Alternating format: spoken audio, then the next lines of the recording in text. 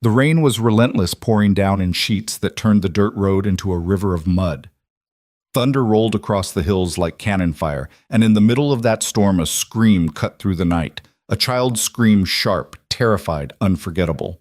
At that very moment, Daniel Cole, a struggling single father whose hands had once built furniture that graced the finest homes, dropped his rusted toolbox. The sound of it hitting the ground was drowned by the storm, but Daniel didn't notice. His boots splashed through puddles as he ran heart-pounding toward the source of that cry. This is where our story begins, with a man who had already lost almost everything a girl pinned beneath a fallen oak, and a mother who would soon collide with the past she never wanted to face. Follow my story to the end and comment the city you are watching from so I can see how far my story has gone. Daniel was already soaked when he reached the tree line at the edge of the trailer park. The storm had been building all afternoon, rattling loose shingles and bending power lines, but no one expected the century-old oak to split the way it did. A massive branch had crashed down across the narrow road, crushing everything beneath it. And beneath it, trapped and sobbing, was a girl no older than 8.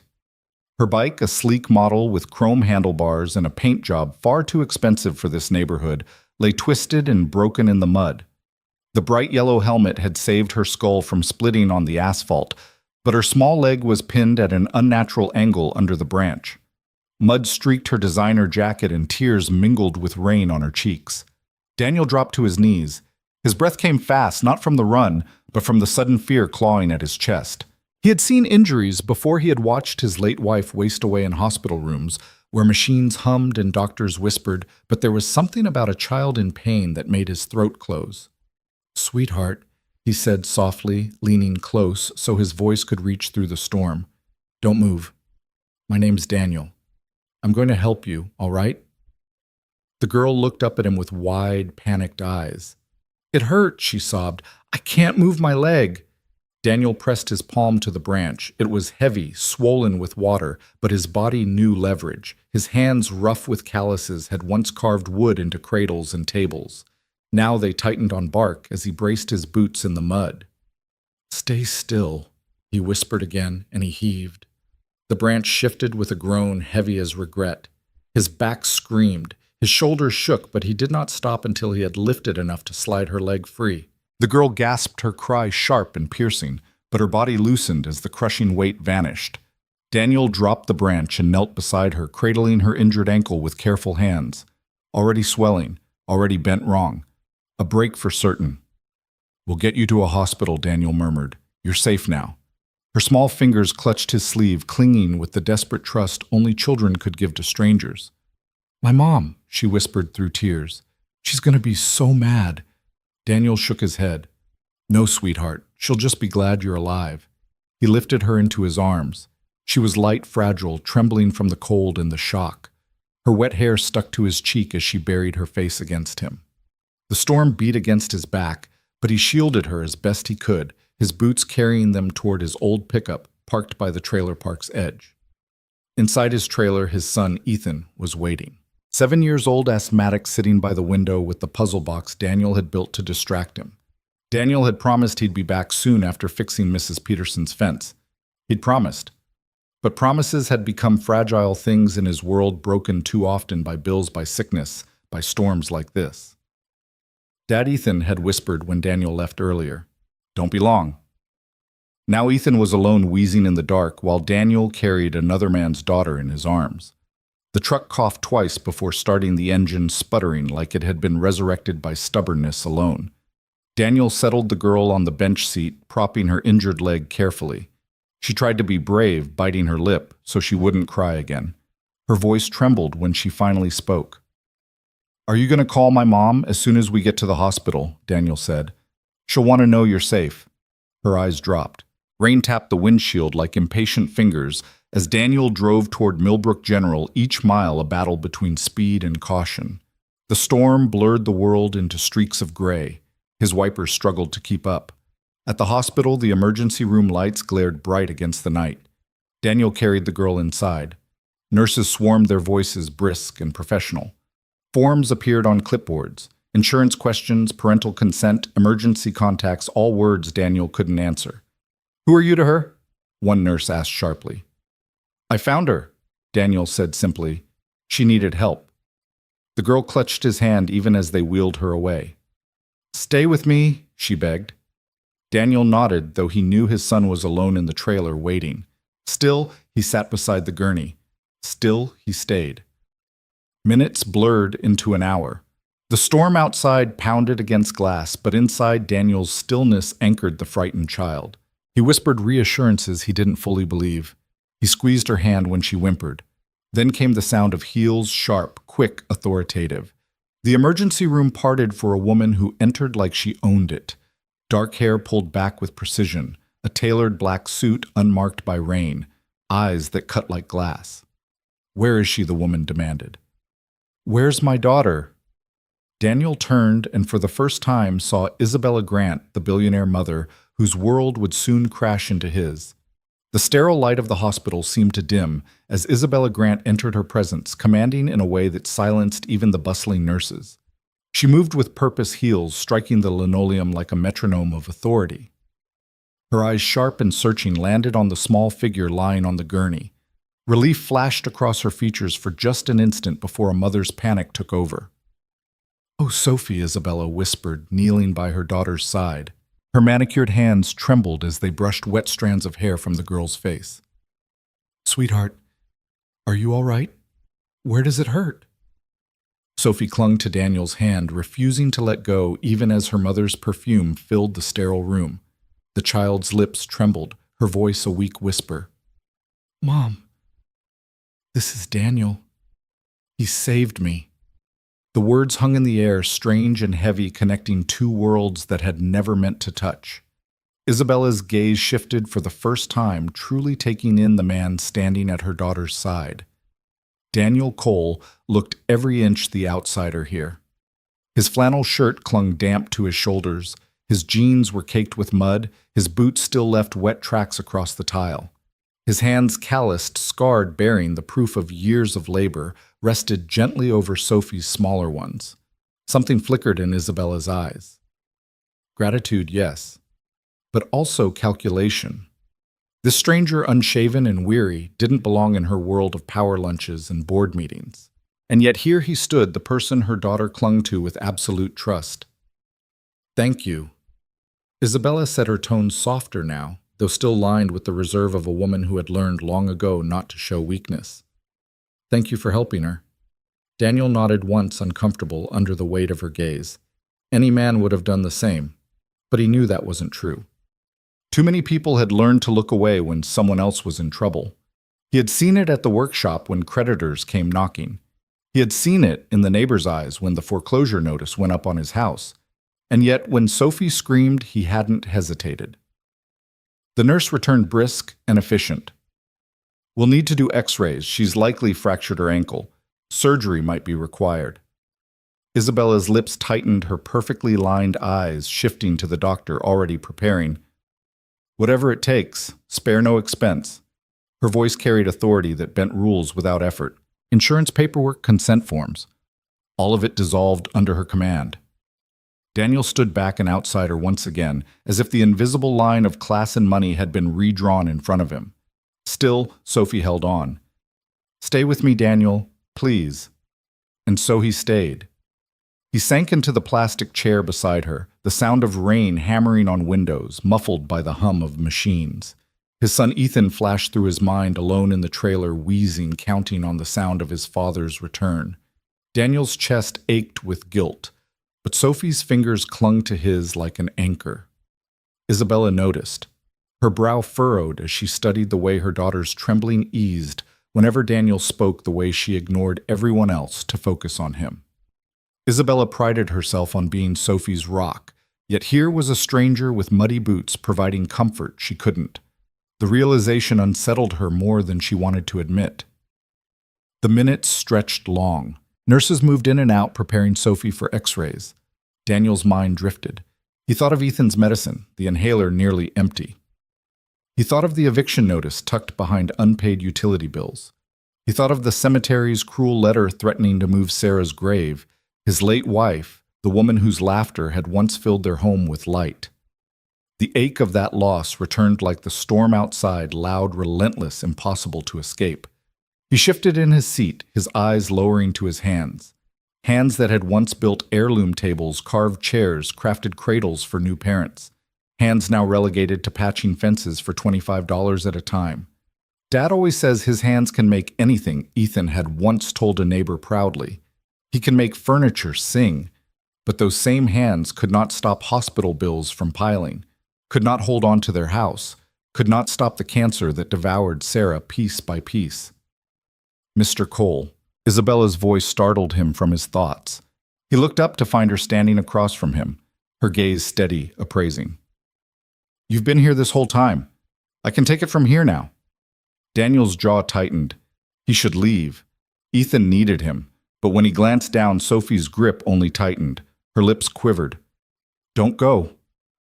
Isabella exhaled softly, caught between gratitude and confusion. Her daughter, normally shy with strangers, was clinging to this man as if he were family. The sight both warmed and stung her. I'll stay until she's asleep, Daniel said quietly. A silence settled heavy with unspoken truths. Isabella nodded once as if granting permission she had no authority over. Very well. The doctor returned with news the ankle was fractured, surgery was required, but the prognosis was good. Isabella's relief was palpable. She bent to kiss Sophie's forehead, whispering promises of healing and comfort. Yet when Sophie's eyes fluttered with exhaustion, it was Daniel's hand she held. Later, as Sophie was wheeled to X-ray, Daniel found himself alone with Isabella in the waiting room. The storm outside lashed against glass, the sound of rain drumming like restless fingers. Where do you live? Mr. Cole. Isabella's tone was polite, but edged with curiosity. Daniel hesitated. He could see the polished leather of her shoes, the shimmer of diamonds on her wrist. She didn't belong in his world, and he didn't belong in hers, but lying felt pointless. Riverside Mobile Park, Trailer 37. Her eyes flickered with recognition. She knew that place. She'd driven past the sagging trailers on her way to her estate. She'd taught herself not to look too closely, as though poverty might cling if she stared too long. I see, she murmured. Her voice was careful, but Daniel had heard that tone before from doctors, from teachers, from parents of Ethan's classmates. It was the sound of velvet-covered judgment. He looked away, pride burning in his chest. He wanted to leave, to retreat back to the shadows where no one could measure him against their wealth. But Sophie's voice echoed in his mind. Stay with me, Daniel. And so he stayed silent in the sterile room, while across from him sat the woman who would unknowingly hold the key to everything he had lost. The storm outside had not relented. Rain streamed down the tall windows of Millbrook General, streaks of water running like veins across the glass. The world beyond blurred into shadows and distant headlights, while inside fluorescent light buzzed overhead, indifferent to the lives unraveling beneath it. Daniel sat slouched in the plastic chair, exhaustion settling deep in his bones. The gurney where Sophie lay had been wheeled away for X-rays, leaving behind a strange emptiness he hadn't expected to feel. His hands rested on his knees, calloused fingers twitching restlessly as he thought of his son. Ethan was alone. Alone in their cramped trailer, alone with the thin walls that did nothing to keep out the draft, alone with his shallow breaths that sometimes caught in his chest like a lock clicking shut. Daniel's promise to return quickly had been broken yet again. Guilt gnawed at him sharper with every minute that passed. Is she going to be okay? The voice startled him. Isabella stood near the window, her arms folded across her tailored blazer. The glass reflected her face, controlled, elegant, but shadowed with a mother's worry. She'll heal, Daniel replied after a pause. Kids are stronger than we give them credit for. The doctors know what they're doing.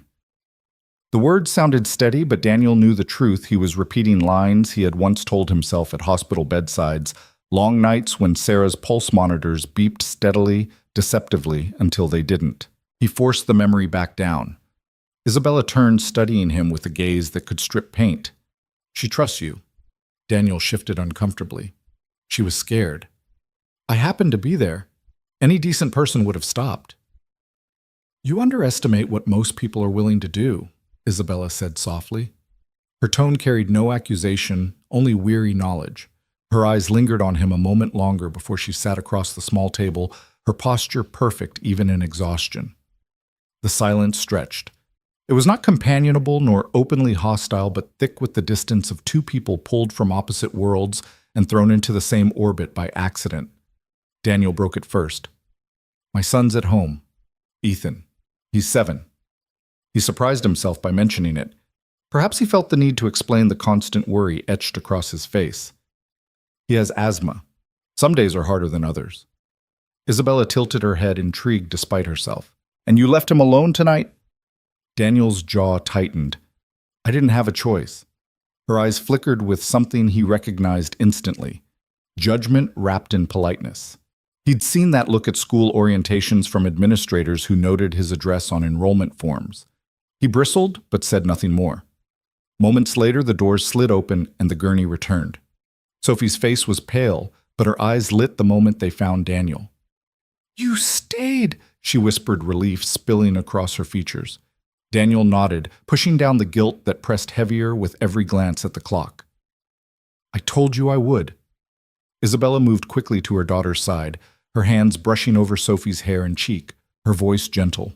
Yet Sophie reached again for Daniel's hand, the small fingers wrapping around his with instinctive trust. The doctor arrived, explaining in clinical tones that surgery would be scheduled for the following morning. The fracture was serious, but recovery was expected. Isabella's questions came rapid-fire, efficient, informed. She was used to making decisions to ensuring control.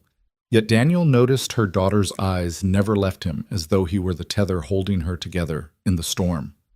When at last Sophie drifted into a medicated sleep, the hospital quieted around them. Isabella straightened her composure, flawless once again. "You should go home to your son," she said firmly, though her eyes betrayed a flicker of gratitude. Daniel nodded, rising slowly. His back ached from lifting the branch. His clothes were still damp, his muscles sore. He hesitated only a moment, looking at the girl whose small hand still twitched as though searching for his. Then he forced himself toward the exit. Outside, the storm lashed at him again, cold and merciless. His truck stood like a weary soldier in the parking lot, its paint chipped its tires, caked with mud. He climbed inside and started the engine, the sound a comforting rumble against the rain. The drive back to Riverside Mobile Park was long and treacherous. The wipers smeared more than they cleared, and Daniel squinted through the downpour, his thoughts a jumble of worry. By the time he pulled into the gravel drive, the storm had become a steady roar. The trailer loomed in the dark, its single light burning weakly in the window. Daniel's chest tightened. He pushed open the door, and there was Ethan sitting at the small kitchen table, puzzle box pieces scattered before him, inhaler clenched in one small fist. "Dad?" Ethan said, his voice rough but steady. "You came back." Daniel's throat ached as he knelt beside him. "Of course I did, buddy. I'm sorry it took so long." Ethan studied him with eyes too old for his years. "You smell like rain. And something else. Like the hospital." Daniel hesitated, then said, "There was a little girl. She got hurt in the storm. I couldn't leave her there." Ethan nodded slowly. "Did you fix her like you fix everything else?" The question cut deep. Daniel wanted to say yes, wanted to promise that everything he touched could be mended, but he had lived long enough to know that wasn't true. Still, he smiled faintly. "I tried." Ethan placed a puzzle piece into the box, the click of wood against wood, echoing in the silence. His small fingers traced the dovetail joints his father had carved. Mom used to say your hands could make anything, even hope. Daniel swallowed hard, staring at those puzzle pieces, each one fitting into another with quiet inevitability. He thought of Sophie's small hand gripping his, of Isabella's unreadable gaze, of the storm that had brought their worlds colliding together. And though exhaustion threatened to pull him under, a strange sense of unease lingered. Something told him this was only the beginning, that the cry he had heard in the storm would echo far longer than the rain outside his window. Morning came dulled and gray, like the sky itself was tired from the night's violence. In the recovery wing, Sophie dozed beneath a warmed blanket, her leg immobilized in a pale cast, the faint scent of antiseptic hanging like a thin veil over everything. The surgery had been clean and quick, a standard reset with bright instruments and steady hands. When she woke, the first word out of her mouth wasn't Mom. It was Daniel. Isabella was there before the word fully left her daughter's lips. She brushed hair from Sophie's forehead, willing a smile to steady. He had to check on his son baby. He'll visit. Sophie's brow pinched a small crease of stubbornness that Isabella recognized as her own. I want to see Ethan too. We'll see. Isabella kissed her cheek, her chest tightening at the warm skin under her lips. First we follow doctor's orders. But through the day, as kind nurses fluffed pillows and checked vitals, Sophie returned to the same thought with childlike gravity. She asked about wood and puzzles. She asked if Daniel's truck could make it in the rain again. She asked if Ethan's breathing was better today than yesterday. Isabella answered gently, each reply chipping away at the careful distance she kept between strangers and their need. This wasn't a stranger in Sophie's mind. This was someone who had shown up when it counted. By afternoon, the anesthetic fog cleared and the stubborn line in Sophie's mouth deepened. Please, Mom, I need to thank him right. Not here where everything is beeping. I want to see where he lives. Isabella hesitated, recognizing the two roads ahead, the efficient answer and the right one. Efficiency said there was no reason to enter that other world. The right answer sounded like a door unlocking in her own chest, a quiet, inconvenient courage. She took a breath. Fine, she said softly. A short visit. Crutches only from bed to chair. We don't risk that leg. Sophie's smile bloomed like a lamp turned on in a dark room. Thank you. The Mercedes purred through damp streets, fat droplets still clinging to the windshield in stubborn pearls. Riverside Mobile Park hunched under low clouds, aluminum siding gleaming dully porches cluttered with small attempts at beauty wind chimes, potted geraniums, a flag bleached by seasons. People looked up when the sedan rolled past, heads bent together, curtain corners lifted. As they idled in front of Trailer 37, Isabella felt eyes on the back of her neck, the same prickling she felt in boardrooms just before a vote turned. The trailer itself was neat in the way necessity teaches neatness. A swept stoop, a patched screen door, a little wooden horse perched on the rail, its legs slender, its mane carved in delicate curls, as if the wood had grown that way and was merely revealed. Isabella's breath stilled on the sight. Intricate, confident, no wasted line. Whoever had made it understood restraint as deeply as flourish. The door opened before she knocked.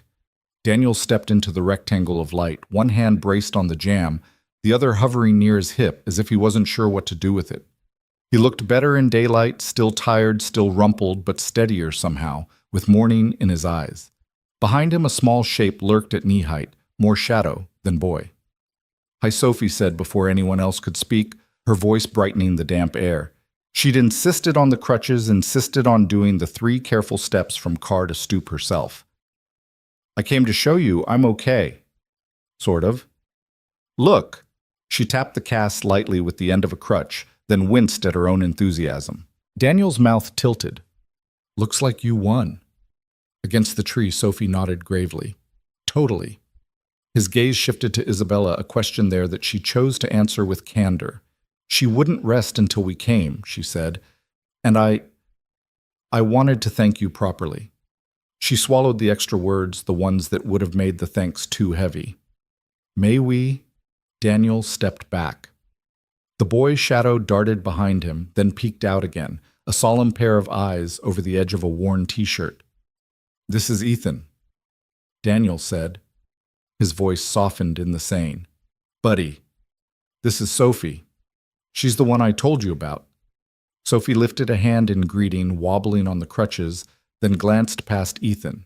The small living room revealed itself in careful layers, a table whose surface gleamed like honey, hand-cut dovetails at the corners. 2 chairs each with a subtle curve at the back that invited the body to relax. Shelves made of simple pine transformed by attention filled with library paperbacks and neat rows of labeled jars. A narrow bunk bed tucked into an alcove, edges rounded smooth by a sander safety rails fitted tight. Every inch of the space had been bent toward usefulness. Every compromise was a design choice instead of a defeat. Ethan took a breath through his nose and pointed shyly. Dad made most of it, except the glass. We got that from Mrs. Peterson. He sank onto a chair and fidgeted with an inhaler, rolling it between his fingers like a talisman. His voice was small but unafraid. Do your crutches hurt your hands? You can have my bike gloves if you want. They have padding. Sophie blinked, surprised by kindness so plain. I'm okay, she said. But thanks. She glanced at the wooden horse on the rail. Did you make that? Ethan shook his head. Dad did. I made the tiny one. He reached to a shelf and produced a horse no bigger than a thumb, its legs impossibly fine, its eye a speck of polished onyx. He held it like a secret. Sophie's face widened in awe. No way. Isabella had seen 1,000 objets d'art placed just so in homes with silent rooms and echoing kitchens. She had commissioned installations from rising sculptors whose agents fought over percentages like wolves. Yet here in a place where the walls rattled when trucks passed, a small boy held something you couldn't buy patience distilled into shape. It's beautiful, she said, and felt the truth of it land in her mouth like a coin dropped into a well. Daniel shrugged, embarrassed. Keeps our hands busy. He shifted his weight. Can I get you something? Water? Coffee? We have tea, I think. We're fine, Isabella said. She meant it. The air smelled faintly of cedar shavings and lemon oil, clean and bright. Hum of the fridge. Distant radio from a neighbor. The notes of an old country song threading the afternoon. For a moment she wished there were fewer witnesses outside, fewer eyes measuring her car against their weeks of lost overtime. Sophie leaned her crutches against the table and carefully lowered herself into a chair. Dad says I can go back to school in a few weeks, she announced, but no running, or climbing, or fun. She wrinkled her nose at Daniel. He didn't say the last one. I made it up. Doctors do hate fun, Daniel agreed lightly. Then to Ethan. Show her the puzzle box Bud. Ethan nodded and went to the shelf, pulling down a small wooden cube whose seams were invisible. He set it on the table, tapped one corner, slid a panel, then pressed a hidden key. A compartment popped open with a satisfying click to reveal a tiny folded paper star. He placed it in Sophie's palm with ceremony. My mom used to call it secret-keeping wood, Ethan said softly. The use of past tense rippled the room. He didn't seem to notice, or he did, and move through it like he had learned to move through narrow hallways at night. Dad says every piece of wood has a song, and you just have to listen until you find it. Sophie studied the star as if it were a diamond. Can I keep it? Ethan's eyes flew to Daniel. Daniel nodded. If you promise to make another wish to put inside. Sophie's reply was immediate. I wish Daniel and Ethan could come to our house. It's big, we have stairs, and a piano nobody uses. Isabella felt her spine go rigid. At the same instant, Daniel's shoulders lifted with reflexive refusal. The picture formed in her mind too clearly. Staff waiting, security checking names at the gate. A chef who spoke in measured questions while plating perfection, and somewhere in all that, the ache of being hosted rather than welcomed. Pride is a blade that cuts both ways, she thought, and you can bleed out politely without anyone seeing. Maybe when your leg is stronger, she said evenly, trying to soften the edges. Daniel's mouth thinned. She caught the shift and recognized it even as she despised it, one syllable too careful, one distance maintained too cleanly. She redirected before the silence curdled. Daniel, what are you working on now? He hesitated. His gaze drifted toward a curtained nook, then back. Something for someone who might want it if I can get the grain right. He didn't move. May I? Isabella asked. She didn't know why the question came with a small tremor in her chest. He weighed the privacy of the corner against the simple request and nodded. Sure. She crossed the room and slid the curtain aside. The barn swallow scent of planed oak rose like memory. The piece stood on two trestles under a shop light, a writing desk with long spare lines. The apron cut in a gentle bow, the legs tapered with a restraint that felt like thought rather than stinginess. Tiny inlays, walnut against oak, suggested constellation points along the edges, a map of some sky only the maker knew. The top was unfinished, sanded to silk, waiting for oil or shellac to deepen it into honey. Something inside her loosened and then tightened again, a paradox she had felt only once in a conference room. Lit too brightly, flipping a page of a cold proposal stamped with his name, not understanding then what she was throwing away. Her fingers hovered above the wood but did not touch. It looks... Words failed her. She didn't want to ruin it with the wrong adjective. It looks inevitable, she said finally, like it was always meant to be this way. Daniel's throat moved. Compliments sat awkwardly on him as if he had no place to put them. Sometimes it cooperates, he said. Sometimes it doesn't. I fix mistakes until they look like choices. Isabella stared at the bow of the apron and thought of the bow in her life she kept tightening control precision, a string drawn back until the arrow had nowhere left to go. She could see, too, in the shadowed back of her memory, a file folder more dangerous than a blade. She had chosen once. The choice had cut him. "Who is it for?" she asked, though she suspected he didn't know yet.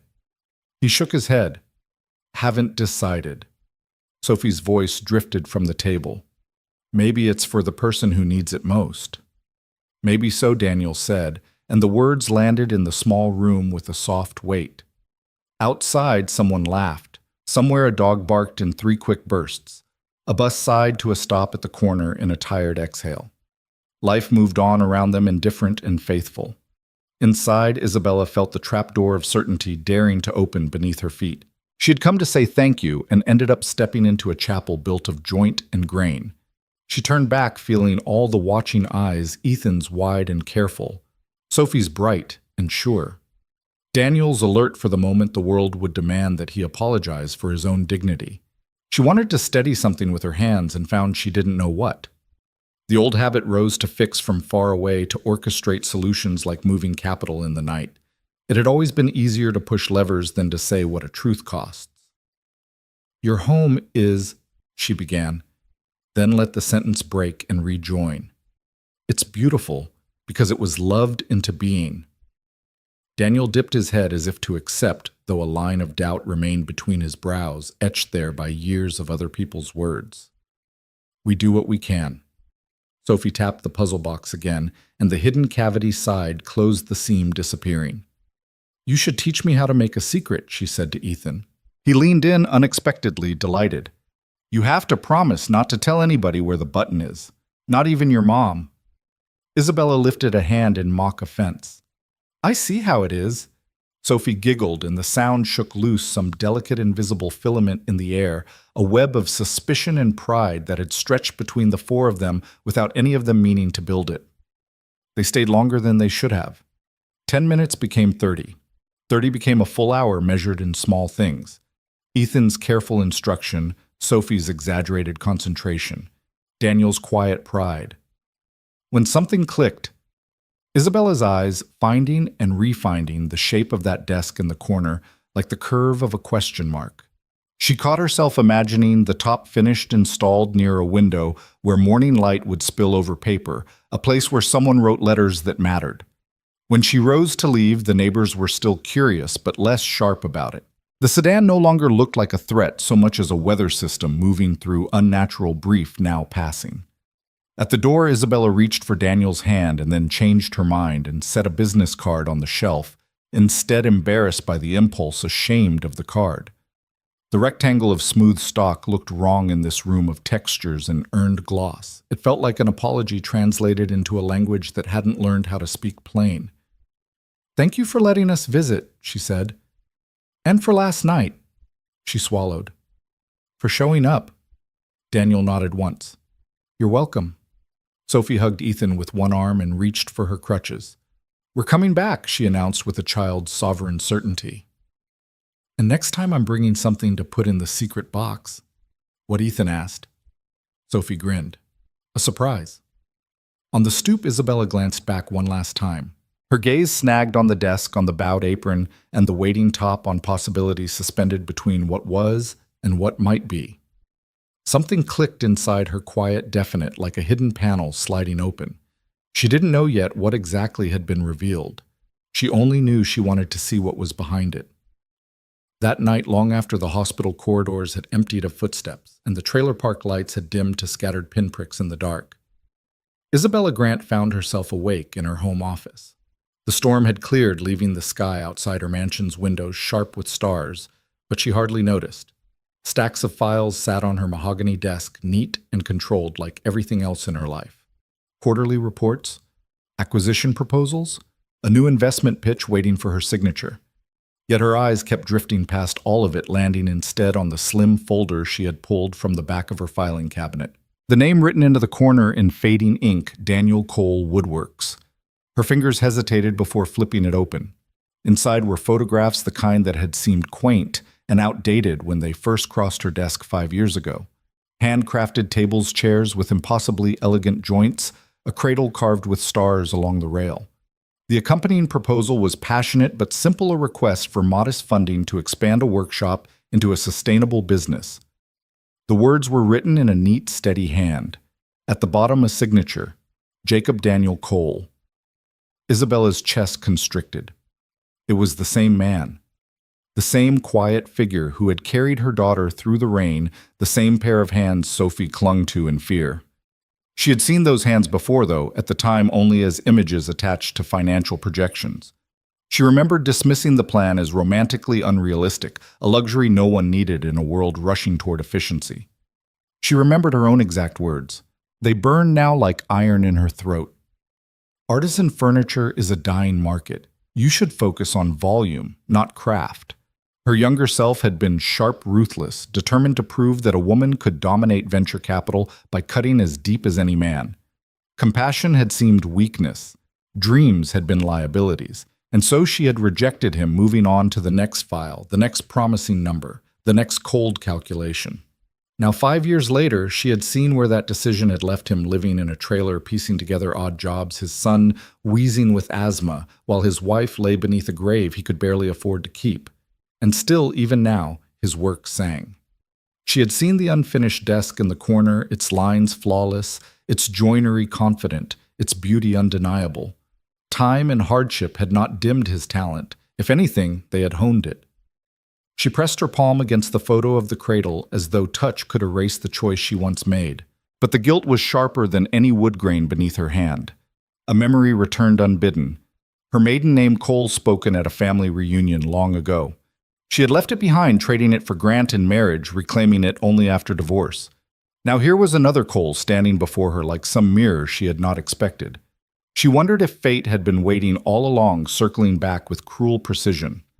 Down the hall, Sophie's soft breathing carried through the monitors she still insisted on using, even though her daughter was nearly 9.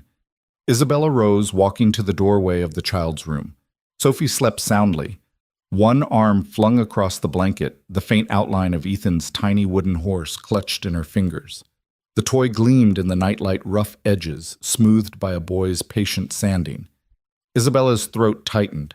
Her daughter had never shown such attachment to store-bought gifts, no matter how extravagant. But one carved horse from a boy in a trailer had won her heart. Returning to her office, Isabella stared at the folder again. For years, she had measured worth by profit margins, by how much a deal could return in 5 quarters. Yet Daniel Cole had built value of another kind, quiet, enduring, made with hands that still believed wood could be coaxed into memory. She had dismissed it, and in dismissing it, dismissed him. She sank into her leather chair and pressed her fingers to her temples. She had told herself countless times that every rejection was just business, nothing personal, that people who failed had done so because they weren't strong enough. But tonight those lies tasted sour. For the first time, she felt the weight of what her pen had destroyed. Her phone buzzed with a calendar alert. She silenced it. Numbers and meetings no longer mattered. What mattered was a man who had once asked for a chance and a decision that had helped shape the ruin of his life. She whispered into the quiet, though no one could hear her, "I'm sorry." But apologies carried little weight when years of loss stood in their wake. The next morning, Isabella returned to the hospital with flowers for Sophie and coffee she would never admit was for Daniel. He wasn't there. The chair beside Sophie's bed sat empty, still warm with the memory of his presence. "Where's Daniel?" Sophie asked groggily, her small hand searching the sheets. "He had to go home to Ethan," Isabella said, gently smoothing the blanket. Her daughter's eyes opened wider. "Then we should go there. Please, Mom, I want to see them again." Isabella's resolve faltered. She was used to dictating terms, used to deciding what was reasonable. But Sophie's voice carried a truth she could not ignore. She nodded, her heart already bracing for the collision she knew was coming, the collision between who she had been and who she needed to become. Later that evening, she found herself once more in Riverside Mobile Park. The Mercedes hummed along the gravel drawing stairs. Trailer 37 appeared again, humble and unyielding. This time she carried no excuse of her daughter's pleading. This time she carried the folder. When Daniel opened the door, his face was wary, guarded. Ethan hovered nearby, clutching his inhaler like a shield. Isabella drew a steady breath, holding the folder out like a confession. 5 years ago, she began, "You sent this to my firm." Daniel's eyes dropped to the familiar cover. His entire body stiffened. "I turned you down," she continued, forcing each word. "And I remember exactly why." The silence that followed was knife-sharp. Daniel's hand hovered near the folder but didn't take it. His voice, when it came, was low and rough, as though dragged through gravel. "You remember I do," Isabella admitted. "And I was wrong." The bitterness in his laugh was quiet but cutting. He stepped back as if the memory itself struck harder than rain. "Wrong. That word doesn't cover it." Isabella held her ground. "I know." Daniel's eyes burned into hers, and in them she saw all the weight of nights in hospital rooms, all the pain of selling a dream to buy another breath for a dying wife. She saw the collapse she had helped accelerate with one cold decision. "Because of you," he said, voice breaking in its quiet fury, "I lost everything, and she still died." "Do you remember that part?" Isabella's chest seized. The words landed like hammer blows. She wanted to speak, to explain, to beg. But for once, the woman who always had the perfect answer stood speechless in the face of the truth. And Daniel Cole turned away, his shoulders rigid, leaving her with the folder in her hand and the echo of her own past in the air. The slam of the trailer door echoed in Isabella's chest long after it shut her out. The cool evening air clung to her skin, thick with the smell of wet earth and faint wood smoke from neighbors' chimneys. Gravel crunched under her heels as she stood there, folder in hand, realizing the futility of what she had just tried. She had walked into Daniel's world with an apology she thought might mean something, only to find that words were far too light against the weight of 5 years of suffering. From behind the thin walls, muffled sounds filtered out, the low murmur of Daniel's voice, Ethan's wheezing laugh, the clink of wood against wood. Ordinary family sounds. They cut deeper than any accusation. Isabella returned to her Mercedes, sliding into the leather seat that suddenly felt more like a barrier than a comfort. She gripped the steering wheel until her knuckles whitened, staring at the reflection of her own face in the windshield. Controlled, composed, successful. Yet beneath the gloss, she saw cracks she hadn't dared acknowledge. She thought of Daniel's eyes when he spat those words. "Because of you, I lost everything." They were not the eyes of a man merely struggling. They were the eyes of someone who had been broken and had learned to keep walking anyway. The car engine purred to life, but she didn't drive. She sat there, rain tapping faintly on the roof, and wondered if redemption was possible for people who had traded empathy for ambition. Inside the trailer, Daniel sank into his single kitchen chair, the one he had built years ago from reclaimed oak. His hands trembled slightly, fists unclenching only when Ethan climbed into his lap, inhaler still clutched tight. "Who was that, Dad?" the boy asked softly. Daniel smoothed his son's hair, staring at the folder still resting on the counter. The sight of his own handwriting on the proposal had been like a knife to the ribs. All those nights spent drafting financial projections by lamplight, all those photographs of pieces he had poured his soul into it, had all come back like a flood. And there she was, the woman who had dismissed it all, standing in his doorway with expensive perfume and guilt in her eyes. "She's nobody," he muttered, though the words rang hollow. Ethan tilted his head, sensing the untruth, but said nothing.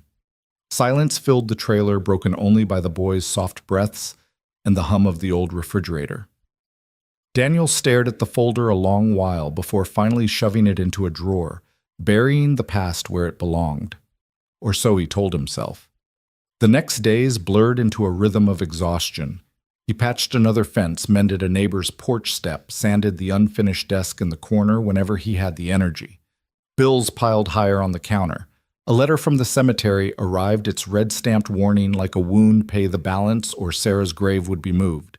The number $743 might as well have been 7,000. That night, Daniel sat at the table with the letter spread before him. Ethan worked quietly beside him on a new carving tongue pressed to his lip in concentration. The boy's small hands guided the knife with the care of a surgeon. Each curl of wood that fell seemed to carry away a fragment of the tension pressing down on them. But Daniel could not shake the storm inside. He thought of Sarah, of the promise he had whispered into her hair before the cancer stole her breath.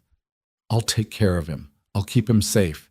He had meant every word, yet here he was failing to afford even her grave. When Ethan finally looked up, his eyes were full of questions too heavy for his age. "Dad, are we going to be okay?" Daniel swallowed the lump in his throat. He forced a smile, brushing sawdust from his son's cheek. "Yeah, buddy, we're going to be okay." But his voice cracked just enough that Ethan lowered his gaze, unconvinced. Isabella, meanwhile, was not done wrestling with her conscience. In her office late at night, she pulled out Daniel's folder again and again, unable to shove it back into the shadows. She remembered her own rise, how she had clawed her way into boardrooms full of men who doubted her, how she had hardened herself into steel so their words would not pierce. But at what cost? Her daughter had asked her an innocent question earlier that evening, one that left her breathless.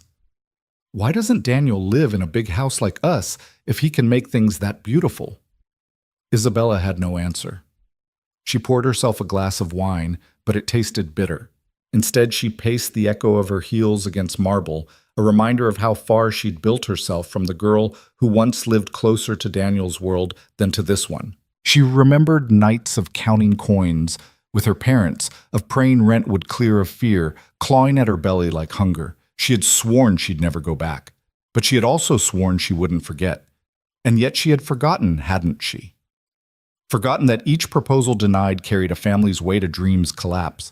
Forgotten that behind numbers were faces. The guilt kept her awake until dawn. Back in the trailer, Daniel lay awake too, staring at the ceiling while Ethan slept fitfully, wheezing in the bunk above. The storm outside had quieted, but inside his chest another raged. He could not shake the image of Isabella standing in his doorway, her confession spilling into the air like broken glass. He hated her for it, and yet a part of him couldn't stop replaying the look in her eyes, the look of someone who wasn't just guilty, but haunted. He turned to the unfinished desk, its pale wood glowing faintly in the lamplight. It was beautiful, yes, but also useless. No one would buy it. No one in his world could afford to. Still, he sanded its smoothing edges until his hands burned because the work was the only thing that quieted the grief. He whispered to the empty room as if Sarah could hear him through the veil, "I'm trying. God knows I'm trying." The words fell flat, lost in the quiet hum of the night, and across town in a mansion lined with marble and glass. Isabella Grant stared sleepless at her ceiling too, realizing that for the first time in years, her money couldn't buy her peace. Morning light slipped into the trailer through thin curtains painting narrow lines across Daniel's weary face. He had barely slept. The letter from the cemetery still sat on the table where he'd left it, the red ink a wound that refused to heal. $743 stood between his wife's grave and indignity. He rubbed his eyes and whispered to the silence, "How much more can they take from us?" Ethan stirred in the bunk above, coughing himself awake. The boy's breath rasped, shallow but steady, once his inhaler hissed relief into his lungs. Daniel watched his son's small chest rise and fall, and a familiar guilt pressed harder. He was behind on rent. He was behind on medication. He was behind on life itself. By mid-morning, Daniel was back at work. Mrs. Peterson had asked him to fix a section of sagging fence. $25 cash. Enough for groceries if he stretched it. He hammered and sawed while sweat mixed with the memory of rain, his thoughts never far from the stack of bills waiting at home. The day blurred into aching muscles and the metallic tang of desperation. When he returned to the trailer that evening, Ethan was hunched over the table carving a block of pine. His tongue peeked from the corner of his mouth, concentration etched across his young face. Daniel forced a smile. "Looks good, buddy." "It's a horse," Ethan said softly, holding up the half-formed figure, "like the one I showed Sophie." Daniel's chest tightened at the name. Sophie. Her cast. Her laughter despite the pain. The way she had clung to his hand as if it were the only steady thing in the world. And then uninvited Isabella's face intruded, impeccable, composed unraveling when she thought no one could see. He shook his head, trying to push her out. She didn't belong here, but she was already tied to him by invisible strings. 2 days later, the phone rang. Daniel almost didn't answer. Unknown numbers usually meant collectors. Still, something made him pick up. Mr. Cole. A polished voice, calm and certain. This is Adrian Wu with the Barkridge Artisan Collective. We've heard of your work and are very interested in meeting you. Daniel froze. His grip tightened on the receiver. How did you hear about me? Word travels among craftsmen and patrons, Wu replied smoothly. Your reputation precedes you. We believe there's a market for what you create, real craftsmanship, not machine-made imitation. We'd like to discuss an investment partnership. The words felt too good, too rehearsed. Daniel's first instinct was suspicion. He thought instantly of Isabella, her guilty eyes, her presence in his trailer. Was this her doing? Was this charity dressed as opportunity? Look, Daniel said carefully, I'm not in a position to... We're prepared to fund a workshop. Wu interrupted gently. Provide proper tools, materials, even a living stipend while you establish yourself. All we ask in return is exclusivity. You would retain creative control, but we would handle distribution. Daniel's heart hammered. He imagined the desk in the corner finished displayed in a showroom instead of gathering dust. He imagined Ethan breathing easier in a home with clean air, a room of his own medicine always on hand. But pride stabbed sharp. He had been burned before. He had been rejected and left to drown. Was this salvation or another trap? Send me the details in writing, he said finally, his voice firm. Of course, Wu agreed smoothly. We'll arrange a meeting tomorrow. In the meantime, consider this a chance to reclaim what you've lost. After the call ended, Daniel sat in silence staring at the wall. His hands shook. Hope was dangerous. Hope had betrayed him before. Ethan patted over, holding out the small wooden horse. You look scared, Dad. Daniel swallowed hard, wrapping his son's fingers around the carving again. Maybe I am. That night, sleep eluded him. He sat at the table bills spread before him like a jury. The cemetery notice glared red. The pharmacy reminder sat unopened. His truck needed repairs. His son needed medicine.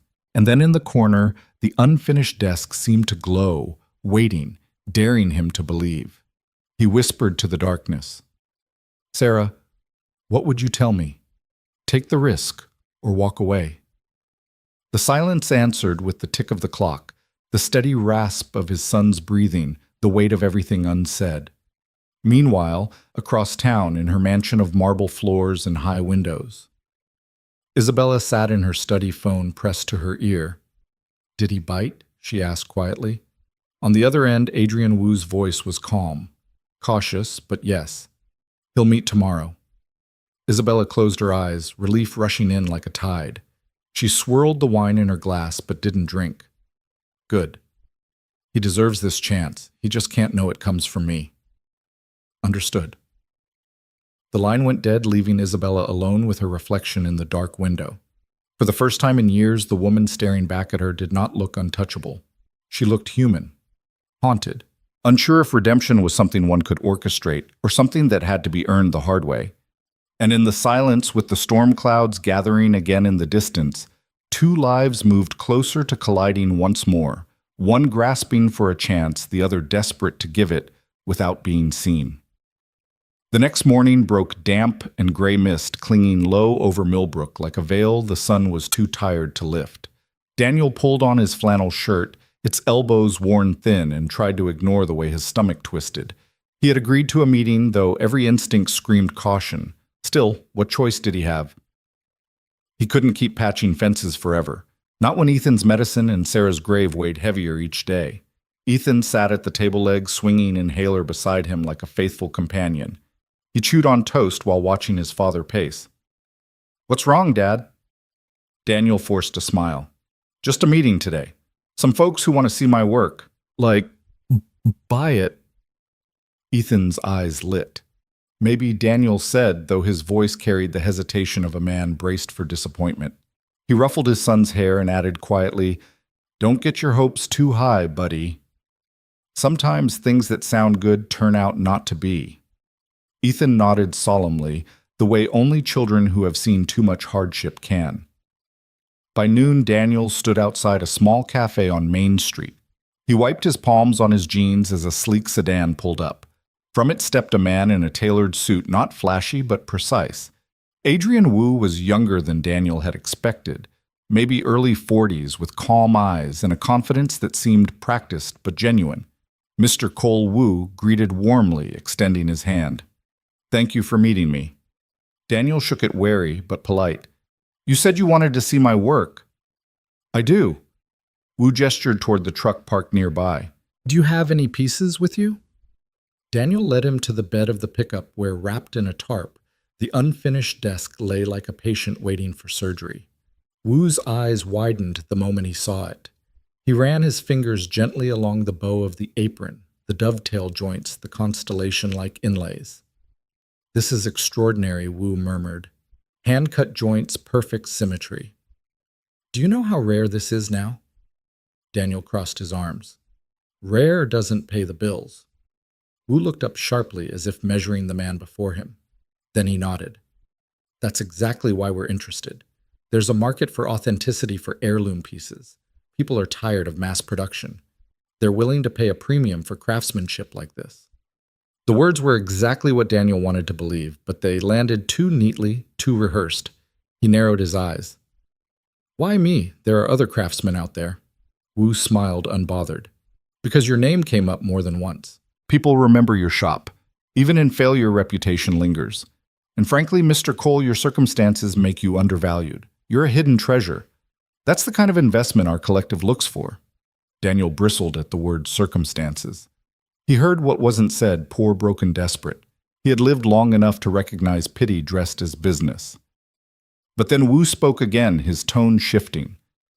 "We would provide a workshop, fully equipped, professional grade, a cottage beside it for you and your son, a monthly stipend to cover essentials while you rebuild. In exchange, exclusivity, all your work marketed through our collective for 3 years. You keep creative control, we handle business and distribution." Daniel's breath caught. The offer was almost absurd in its generosity. Too perfect, too clean. He felt his pride flare a shield against hope. "Sounds like charity," he said flatly. Wu shook his head. "No, it's partnership. You bring the craft, we bring the reach. And if you succeed, we succeed. That's business." Daniel looked away, jaw tight. He could see Ethan's face in his mind eyes, wide chest rattling, small hands building toys with dull blades because proper tools were too expensive. He thought of Sarah's grave and the cruel letter threatening to move her.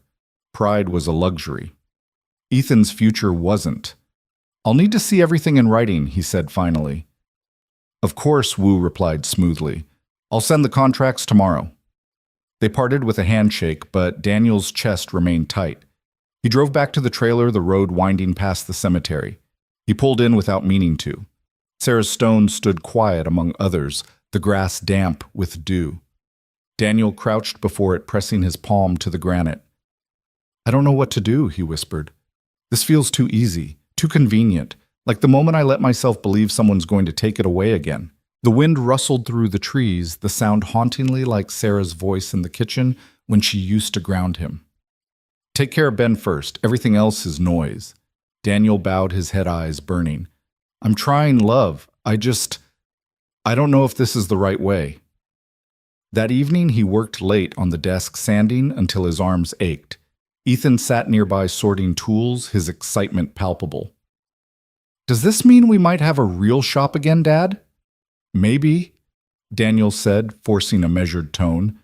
"But remember what I told you. Sometimes things sound too good to be true." Ethan studied him for a moment, then said quietly, "But sometimes they're true anyway." The boy's words cut through Daniel's armor, leaving him raw. He reached out, pulling Ethan into a rough hug, breathing in the scent of sawdust in his hair. For the first time in years, he let himself imagine a future not defined by survival, but by creation.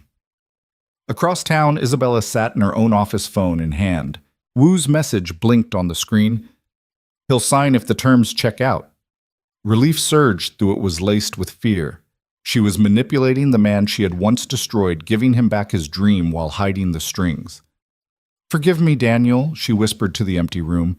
"You'll hate me for this if you find out. But I'd rather you hate me and succeed than never get another chance at all."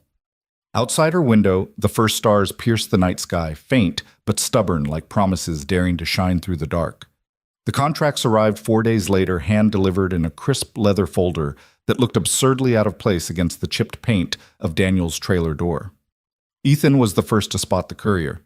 He had pressed his face to the window and whispered, "Dad, there's a man in a suit." Daniel wiped his hands on a rag and opened the door. The courier offered the folder with a polite smile, then vanished back into his spotless car, leaving behind the scent of expensive cologne that lingered uneasily in the air. Daniel set the folder on the table as though it were a fragile bomb. He stared at it for long minutes, Ethan watching with wide eyes. Finally, he flipped it open. Every detail was there, just as Wu had promised. A fully funded workshop, a cottage, a stipend, and exclusivity for 3 years. The legal language was dense, but without traps. He read it twice, searching for hidden clause, but found none. If anything, the terms leaned in his favor, too much so. It felt unreal, too easy. That night, after Ethan had gone to bed, Daniel sat alone at the table, the contract spread before him under the glow of a single lamp. The cemetery notice lay beside it, its red ink screaming louder now. Sarah's grave. His son's medicine. Rent overdue. His pride screamed at him not to sign, but desperation pressed the pen toward his hand. He rubbed his temples. He needed advice. But the only person he could imagine talking to was long gone. His eyes lifted toward the photo of Sarah on the wall, her smile frozen in time. "What do I do, love?" he whispered. "Do I take the chance, even if it comes from hands I don't trust?" The trailer creaked in the wind. Silence was the only answer. The following evening, a knock rattled the thin door. When Daniel opened it, Sophie stood there on crutches, her cheeks flushed with excitement.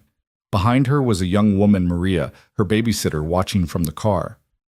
"Hi, Daniel," Sophie chirped. "Mom had a dinner thing, but I begged to come. I wanted to see Ethan."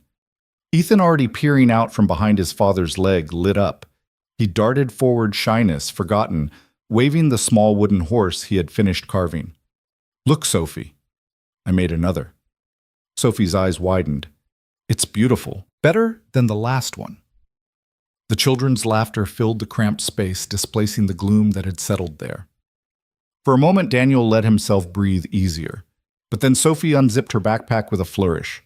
"I brought something," she announced, pulling out a wrapped package.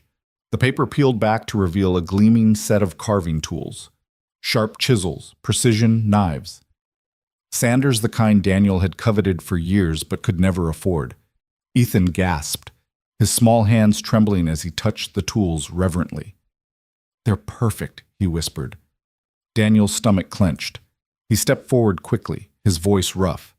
"Sophie, these are too much. I can't let you." "It was my idea," Sophie cut in. "I told Mom Ethan was an artist, and she said real artists need real tools." Daniel froze. "Isabella." "Of course." He crouched down, his eyes level with Sophie's. "Sweetheart, you shouldn't bring gifts like this. It's too much." Sophie's lower lip trembled, and Daniel felt his resolve falter. Ethan stood clutching one of the chisels, his face glowing in a way Daniel hadn't seen in months. The boy's excitement was pure, untainted, a light in the dark. To crush it would be cruel. Daniel exhaled slowly, finding a middle ground. "All right, but only if you promise to thank your mom for me, and tell her she doesn't need to do this again." "Okay." Sophie nodded vigorously, relief washing over her. That night, long after Sophie had left, Daniel sat watching Ethan test the tools the boy's small hands steady as he carved details into the wooden horse. His face glowed with joy, with possibility. Daniel leaned back, heart aching. His pride had always been his armor, but now he wondered if that armor was trapping Ethan in the same cycle of scarcity. Perhaps pride had to bend if his son was to breathe freely again. When Ethan finally fell asleep, chisels still clutched in his hands, Daniel made his decision. He picked up the pen and signed the contract. He sealed the envelope, ready for tomorrow's courier. He whispered into the still night, his voice both prayer and surrender. "I hope this is the right choice." Across town, Isabella sat in her study phone pressed to her ear. Wu's calm voice reported, "He signed." Relief swept through her chest, but so did unease. She had orchestrated everything from the shadows, but deception was still deception. She stared at Sophie's crayon drawing on the wall, a sketch of Ethan and his wooden toys, bright and simple. "Please don't hate me when you find out," Isabella whispered into the quiet. "I just wanted to give you back what I once took away." Outside, the storm clouds had cleared. But in both Daniel's trailer and Isabella's mansion, the air still hummed with tension, the kind that precedes the next inevitable clash. The morning the courier returned to collect the signed contract, Daniel stood at the doorway with the envelope in hand. His fingers lingered on it, as though releasing it meant surrendering more than paper. The man in the pressed suit accepted it with a polite nod, slipping it into his briefcase before disappearing down the gravel road. Daniel shut the door, leaned his forehead against the frame, and exhaled a breath he hadn't realized he'd been holding. For better or worse, his choice was made. Ethan padded into the kitchen, rubbing sleep from his eyes. "Did you do it?" "Dad?" Daniel nodded. "I did." "Does that mean—" Ethan's voice trailed with cautious hope. Daniel crouched, meeting his son's gaze. "It means things might change. We'll have to wait and see." Ethan broke into a grin, clutching the new chisel to his chest like treasure. For the first time in a long while, Daniel let himself return the smile. 2 weeks later, Daniel and Ethan stood in front of a renovated barn on the outskirts of town. The structure gleamed with fresh paint and sturdy beams, its wide doors thrown open to reveal row upon row of gleaming tools, stacks of fine lumber, and benches large enough to spread out his biggest projects. The smell of sawdust and varnish already hung in the air, warm and welcoming. Ethan's eyes went round. "It's huge," he cried, darting from station to station, running his hands over clamps and planes, as though they were toys in a wonderland. "Dad, it's like magic." Daniel's throat tightened. He trailed a hand along the polished workbench, his heart pounding with disbelief. Everything he had once lost, everything he had thought gone forever, stood before him, resurrected. Wu appeared at his side, calm as ever. "This is yours now. A proper space for a craftsman. Your cottage is through there." He pointed toward a small 2-bedroom home tucked behind the barn smoke, curling lazily from its chimney. Daniel swallowed hard words, failing him. His hands trembled as he touched the edge of the bench again. "It's more than I expected. It's what you deserve," Wu said simply. That evening, Daniel carried Ethan over the threshold of their new cottage. The boy immediately claimed the smaller room, spreading his carvings across the desk, as if to christen the space. Daniel stood in the kitchen, staring at cupboards that weren't empty, at walls that weren't cracked. For the first time in years, he felt stability beneath his feet. But as night fell, unease returned. Too perfect. Too generous. He thought of Isabella again, of the way she had looked at him in the hospital, guilt etched deep in her features. Was she behind this? Was his pride being tricked into swallowing charity dressed as opportunity? He couldn't know. Not yet. Days turned into weeks. Orders flowed in through the collective custom dining tables, heirloom cabinets, intricate chairs. Daniel worked with a vigor he hadn't felt in years. His hands remembered. His body remembered. Each piece he crafted carried Sarah's memory. Each dovetail joint, a quiet promise to Ethan that their future would be different. The boy thrived. His breathing eased in the cleaner air. His cheeks grew less pale. His laughter returned in bursts that filled the cottage. Daniel sometimes caught him sitting by the window, sketching ideas for new carvings, dreaming in ways Daniel hadn't dared since before Sarah's illness. One afternoon, while polishing the surface of a walnut table, Daniel heard the crunch of tires on gravel. He stepped out into the sunlight and froze. The black Mercedes was back. Isabella stepped out, her heels sinking slightly into the soft earth. She wore no business armor this time, no sharp suit, no perfectly pinned hair, just dark jeans, a simple blouse, and eyes that carried both hesitation and resolve. Daniel's jaw tightened. "What do you want?" She took a breath. "To see the workshop, and to thank you again for saving Sophie." "You've already done enough," he said sharply. Her eyes flickered, but she held his gaze. "Daniel, I know you don't trust me. You have every reason not to. But Sophie keeps asking about Ethan. She misses him. As if on cue, Ethan emerged from the cottage, his carving knife still in hand. His eyes lit at the sight of Sophie, who hobbled out of the car on her crutches, her cast now scrawled with signatures and doodles. Ethan, she called, waving. The boy ran to her excitement, erasing hesitation. They bent together over the latest carving laughter spilling into the air like sunlight breaking clouds. Daniel's chest ached. He wanted to push Isabella away to tell her she had no place here. Yet seeing their children together unburdened by pride or class or history, something inside him softened. Isabella stepped closer, her voice low. They don't see the walls we've built. Maybe we shouldn't either. Daniel studied her conflict raging behind his eyes. Finally, he turned back toward the barn. Fine, come in. But don't expect me to forget. She nodded. I wouldn't ask you to. Inside the barn smelled of fresh shavings and promise. Isabella walked slowly, trailing her hand along a finished chair, her fingers trembling slightly. It's beautiful, she whispered. You've always had a gift. Daniel's jaw clenched. Funny. That's not what you said 5 years ago. The words cut, but Isabella didn't flinch. She turned to face him fully, her voice quiet but steady. I was wrong, and I will spend as long as it takes trying to make it right. Their eyes locked his with years of anger and survival, hers with guilt and determination. Between them, the children's laughter rose clear and bright, weaving through the rafters like music neither could ignore. Isabella drove away from the barn with the window cracked and the smell of cedar shavings still clinging to her hair like a benediction she hadn't earned. Gravel hissed under the tires. Out beyond the fields, the evening spread in bands of lavender and tangerine, and the wind moved through the grasses like a hand smoothing a wrinkled sheet. She kept both hands at 10 and 2, the posture of a woman who trusted control more than grace. Back in the workshop, the day thinned into gold. Daniel set a finished chair on the bench and stood back, head cocked, body still. The thing looked simple, almost plain, until you noticed the curve of the back rail, the way it invited the shoulder blades to rest, the way each tenon sat like a promise snug in its mortise. He reached for a rag and burnished the edge with slow, small circles. Ethan and Sophie leaned in foreheads, nearly touching the cast on Sophie's leg, scribbled with doodles, and a single neat signature, Ethan, carved with a carpenter's pencil, like a vow. Now Sophie whispered, eyes wide, to the ritual. Now Daniel said. He lifted the chair and let it kiss the floor. No wobble. The sound was a soft, certain thud, like a heartbeat heard through a wall.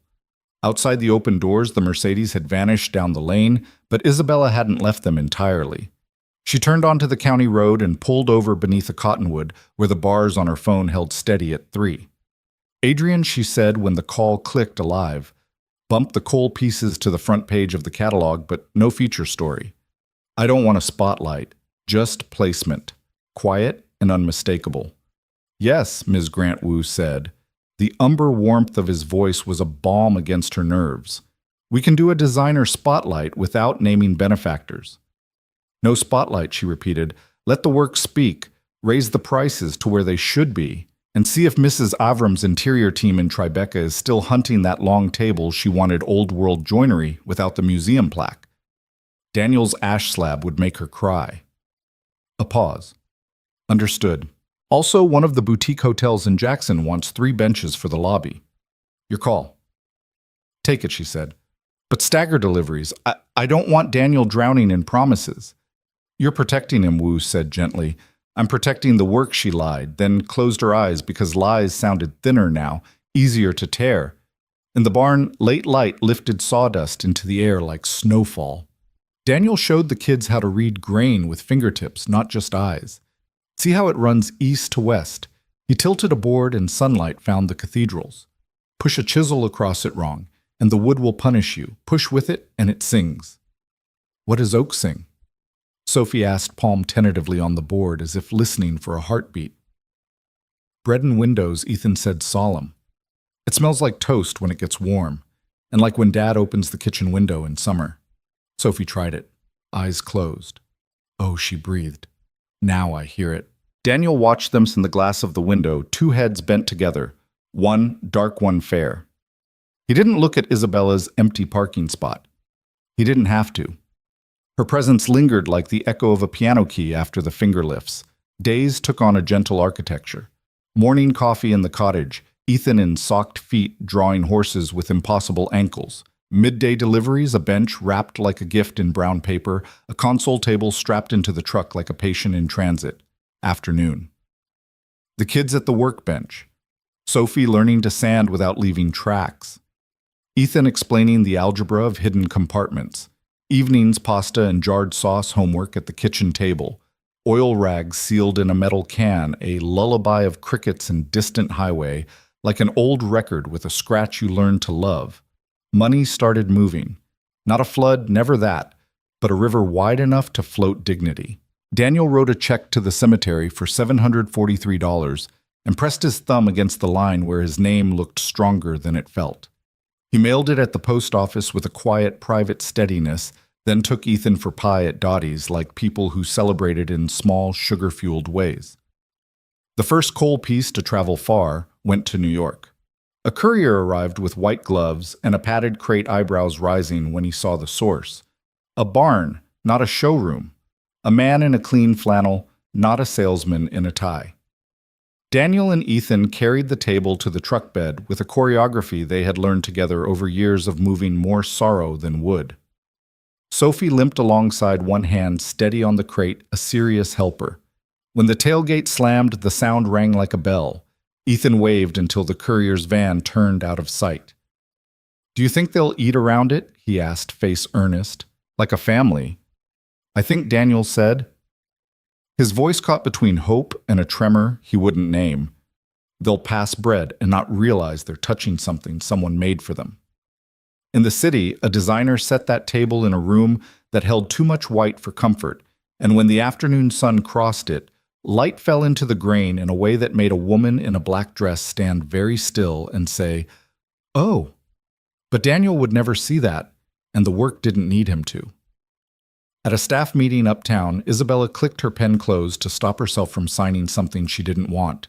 A junior partner pushed a roll-up strategy to absorb a family lumber mill. "We can grind them down on delivery timelines and buy the debt at a discount," he said, smiling like a man who had never watched anyone lose a house. "No," Isabella said. "Crisp. We'll offer fair terms or nothing. People remember who saved them and who made them bleed." The room shifted a surprise ripple. A few eyes flicked toward her, recalculating. She didn't care. She thought of a man in a barn who burnished edges until they gave back a little light, of a boy whose breathing steadied when the air smelled like sap, of a girl who slept with a wooden horse beside her cheek. She signed a different set of papers that afternoon, a sponsorship for a vocational school's woodworking program, a small grant to the clinic near Riverside for pediatric respiratory care. She deleted her name from the notes. Let it move as weather does, felt but not seen. She tried not to park on the lane by the barn on the days she came, but sometimes she did. She'd stop short of the fence, cut the engine, and listen. Laughter spilled out to her like music from a porch she didn't yet deserve. In those moments, she became a mother first, a benefactor second, a penitent always. When Sophie begged to go in, Isabella went in. When Sophie bent over Ethan's shoulder to watch a puzzle lid slide open, Isabella stood with her hands behind her back because she didn't trust them not to touch. One evening, Daniel was planing the edge of a cherry board when Isabella stepped inside. She had a paper bag in one hand, bakery cookies still warm, and her body held the hesitance of someone knocking without knuckles. The plane sang. Curled ribbons of wood fell in perfect coils to the floor. Isabella watched, rapt, and then because her mind was a magpie for patterns, she named the song without meaning to. "You're going with a French polish on the top, aren't you?" she asked quietly. "Shellac and oil. It looks like honey in winter light." Daniel's hand stilled. The plane hovered like a held breath. He turned. Not many people would guess that. "I read," she said, a small, embarrassed half-smile. "Sometimes at 3 a.m. She didn't say what his old proposal marked in her notes with the words she'd used to kill it. "Research done too late, feels like prayer." He set the plane down the metal kissing wood. "Oil is forgiving," he said. "It lets you touch a piece again years later and mend the dull places." "And varnish?" she asked. "Varnish is certainty," he said. "Protection so solid you forget there's something living under it." Sophie broke the delicate wire of that moment by announcing she could now sand without leaving stripes. Ethan confirmed this with the solemnity of an expert witness. They set to their work again, and Isabella moved carefully through the barn, setting the paper bag on a shelf, glancing at the crates stacked by the door. A moth logo Barkridge's mark graced each shipping label, its geometry eerily close to the one her brand team liked to use on seasonal portfolios. Daniel's eyes lingered on it too. She saw the flicker there, and intellection sparked a suspicion that had not yet found a name. Those benches, he said, nodding to a sketch tacked to the wall. Jackson wanted 3 Woo's last email flared in Isabella's memory. Yes, she said, keeping her voice level. They loved the sample. They, Daniel said, neutral, whoever they are. She nodded. Whoever they are. Later at a school open house, fate choreographed a collision more ordinary and more difficult than hospitals or storms. The gym smelled like crayons and disinfectant, and posters drooped at the corners over folding tables. A small crowd formed when Ethan's teacher laid out the students' simple machines projects. Ethan's was a wooden crane with a hand-carved pulley. It lifted a pencil with a grace that made one father laugh in delight, and then cough to hide that he'd almost clapped. Beautiful work, the teacher said to Daniel. It was not lost on anyone that she said it to him, as if the boy's hands and the man's hands were the same story in different tenses. Across the table, 2 mothers whispered about the Mercedes in the parking lot and the man in the flannel who smelled like orange oil. Isabella stood between them and made eye contact so cleanly it cut. They looked away. She moved to Daniel's side without ceremony. Best one here, she murmured, watching the crane swing. And I've underwritten robotics teams. It's just wood and string, he said, though the corner of his mouth betrayed how much the praise cost and how much it gave. Sometimes the simplest levers move the heaviest things, she said. He looked at her a glance that felt like a ruler measuring tolerances. The line between what he owed her and what he did not owe anyone sharpened. He said nothing. She pretended not to notice and cheered when Sophie perched on her crutches like a small queen held up Ethan's pencil as if it were a flag. The weeks clicked forward, a sequence of small increments like the teeth of a gear. Daniel learned the particular silence of the barn at night, when the last light bled out of the west and the rafters held the day's heat like a sleeping animal. Sometimes when Ethan had drifted off and even the radio had gone quiet, he'd stand at the unfinished writing desk, his white whale, his confessional. He'd lay his palms flat and close his eyes and try to feel when it wanted to be finished. Not yet, the wood said. Not yet. Isabella, in her car in the lane, watched him through the wash of her own breath on glass. She wanted to tell him. Every time she came, she wanted to put the truth on the bench like a crooked board and say, "Help me plane it straight." Every time she swallowed it back and told herself she was protecting the work, the children, the fragile truce, but the lie became heavier, like clamps left on overnight. One night after the kids had been bundled into the cottage with hot cocoa and a cartoon, she lingered in the doorway of the barn while Daniel wiped his hands. The light made a halo out of the floating dust. "Do you ever worry," she asked, "that a piece will never forgive you for starting it?" He looked at the desk. "All the time." "What makes you know when it's ready, when it belongs to itself?" he said. "Not to me. I stop when I can't hear my voice in it anymore." She stood very still. The air between them hummed with something not yet named. "I'm trying," she said. So quiet, he almost didn't hear it. Daniel's eyes flicked to the shipping labels, to the moth, to the clean corners of the contracts he reread on bad nights, searching for shadows. He nodded once, a motion that could mean anything, that he'd heard her, that he understood nothing, that he'd decided to let tomorrow carry what he couldn't. He turned back to the desk and set a fingertip in a swirl of dust, drawing a tiny constellation. She recognized it before she knew why. 3 points, then 2, then 1. Orion's belt offset by a star that shouldn't be there. The same pattern had lived in a margin of an old proposal once upon a time, doodled by a man dreaming out loud on paper he hoped would change his life. Isabella's mouth opened, then closed. She stepped back into the cool dark, the cookies forgotten on the shelf, and let the night hide her as the barn light clicked off. That week, a padded envelope arrived with a remittance from Barkridge, tidy and generous, and almost suspiciously prompt. Daniel slid it with a shop knife and lifted out the check. He stared. The amount was correct. The signature at the bottom belonged to an administrative officer he didn't know. Beneath it in faint watermark, a holding company name, he did Grant and Morrison Holdings, the sort of entity that quietly owned quiet pieces of many things. His thumb paused over the letters. He felt the floor tilt as if the barn had sighed. Out the window, Ethan and Sophie were laughing in the yard, the sound lifting into a sky as blue and blank as a gessoed panel waiting for the first mark. Daniel folded the check and slid it back into the envelope without a word. He set it on the workbench beside the unfinished desk, beside the rag that smelled like lemon and linseed beside the life he was trying to glue together with joints invisible and strong. The moth on the crate watched him with its geometric eye. And somewhere down the lane, a Mercedes idled engine low, a woman at the wheel, gripping it hard enough to whiten knuckles, trying to find the courage to tell the truth before the truth found him without her. The envelope sat on the workbench for 2 days before Daniel dared touch it again. It seemed to breathe in the dark, whispering questions he wasn't ready to ask. He worked around it, carving and sanding, finishing orders, pretending it wasn't there.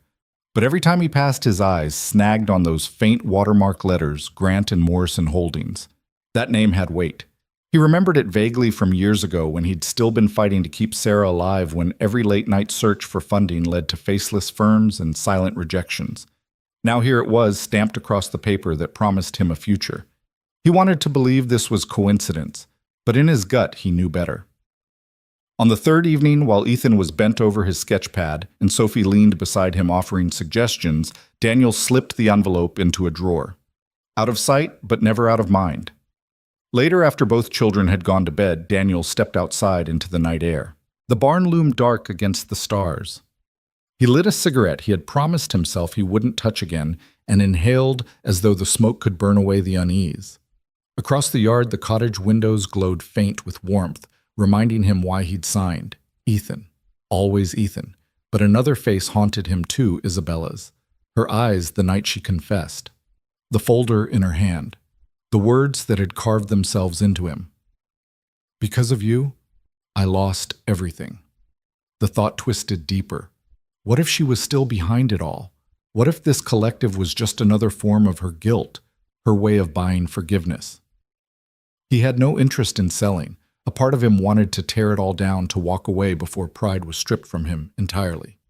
But another part, the part that had carried Ethan through years of scraping survival, whispered that it didn't matter where the help came from. What mattered was whether it kept his son alive. He dropped the cigarette, crushed it under his boot, and whispered into the dark, God help me if this is another lie. The next morning, Isabella drove to the barn. She didn't announce herself. She never did anymore. Sophie had begged again, and Isabella, against her own instincts, had given in. When they arrived, Ethan met Sophie at the gate with a wooden puzzle box he had been perfecting. Their laughter spilled into the yard, clear and unburdened. Daniel was at the bench planing the edge of a maple slab. He didn't look up as Isabella entered. Your daughter has good taste, he said flatly, the plane rasping across wood. She seems to think Ethan's puzzles are treasures. They are, Isabella said softly. So is your work. He set the plane down, finally turning to her. His eyes burned with suspicion. Funny, that's not what you told me when I asked you for help 5 years ago. She flinched but didn't step back. I know, and I regret it every day. He let out a short, bitter laugh. Regret doesn't feed a kid. Regret doesn't pay for gravestones. Isabella's throat tightened. She wanted to say the truth, that she was already paying for both in ways he didn't know, but the words stuck. If he discovered she was behind Barkridge, everything would collapse.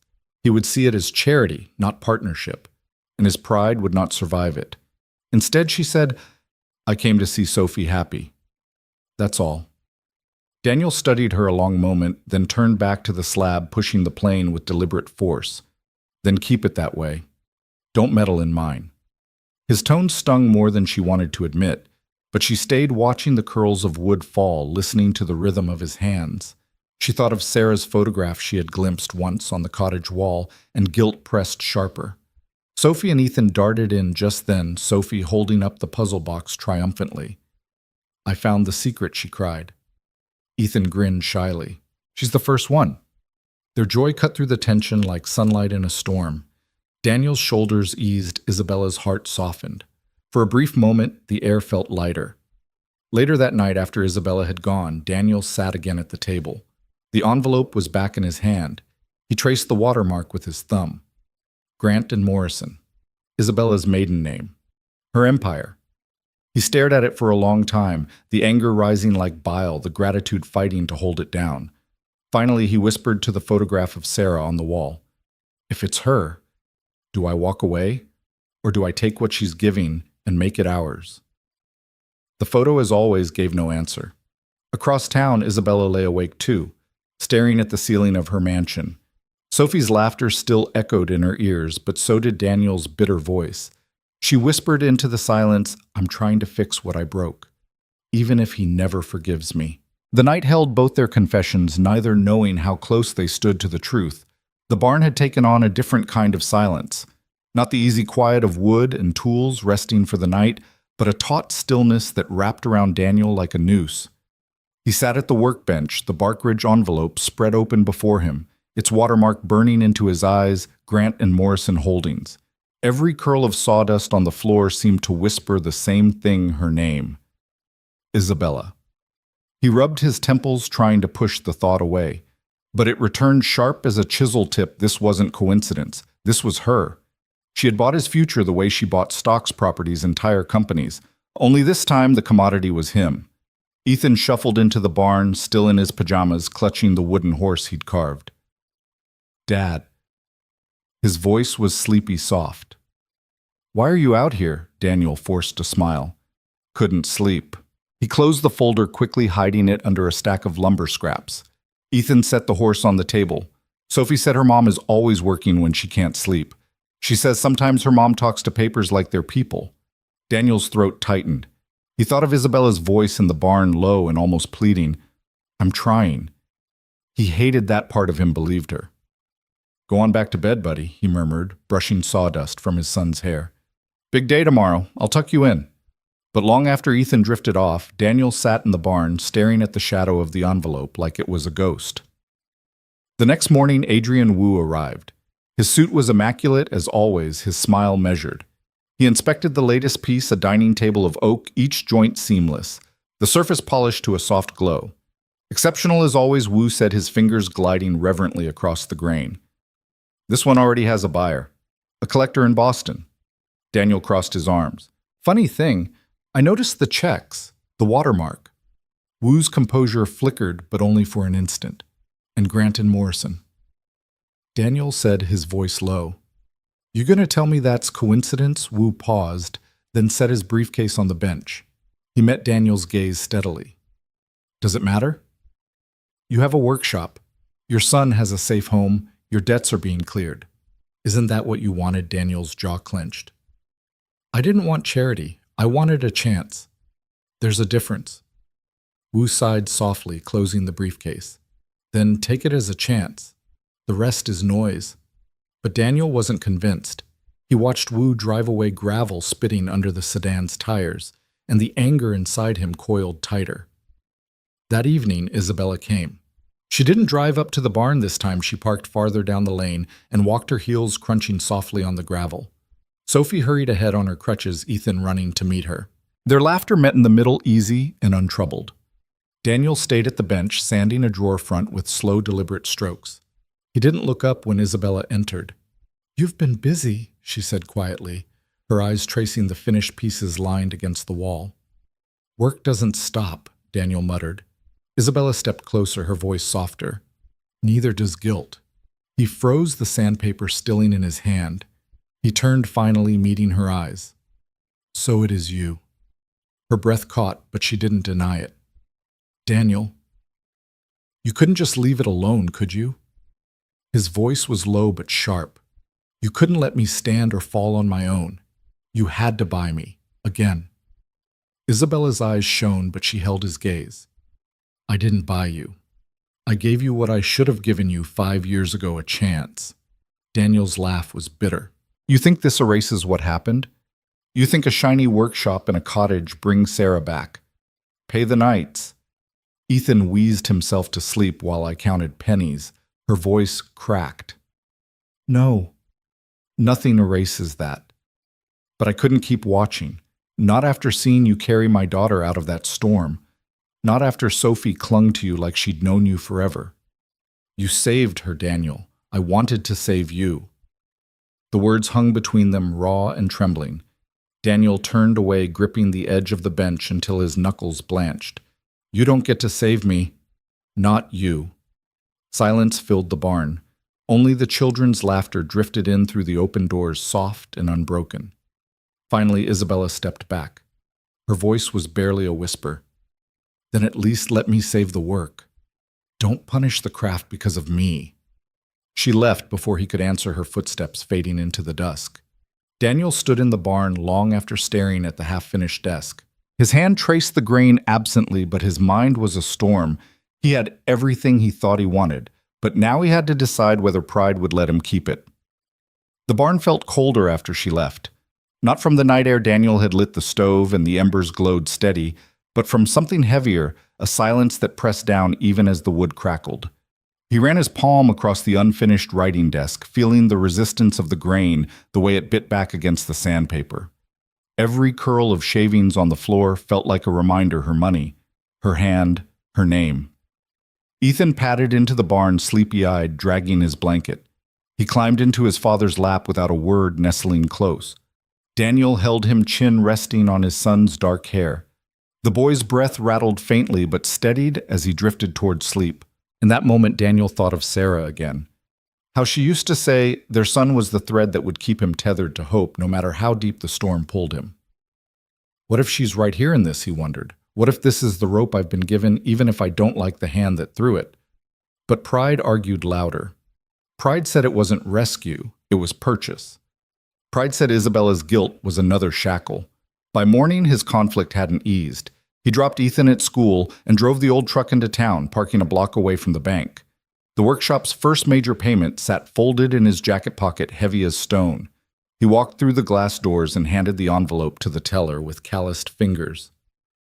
"Big check," the young man behind the counter said with a smile that carried a hint of surprise. Daniel nodded once. "Yeah, big enough to keep promises." When he stepped outside again, the autumn wind cut across the street sharp with the smell of leaves and exhaust. He stood there for a moment staring at nothing until the sound of laughter pulled his head around. Sophie and Ethan side by side walking from school toward Isabella's waiting car. Daniel's chest tightened. He hadn't expected her to be there. She leaned against the sleek black Mercedes, her hair loose today, her suit exchanged for a simple wool coat. She looked softer, more human. Ethan spotted his father and waved. Dad Daniel crossed to them slowly. "Thought you were heading home with Mrs. Peterson," he said to his son. "She had an appointment." Ethan replied quickly. "Sophie's mom said she could drive me." Isabella's gaze held his cautious but steady. "I didn't want him walking alone in this wind. It's too cold." Daniel's jaw worked, but he said nothing. Pride prickled, yet gratitude tried to temper it. Ethan, oblivious to the tension, tugged Sophie's sleeve and began describing a new puzzle box he was designing. The children's chatter filled the space, leaving the adults suspended in silence.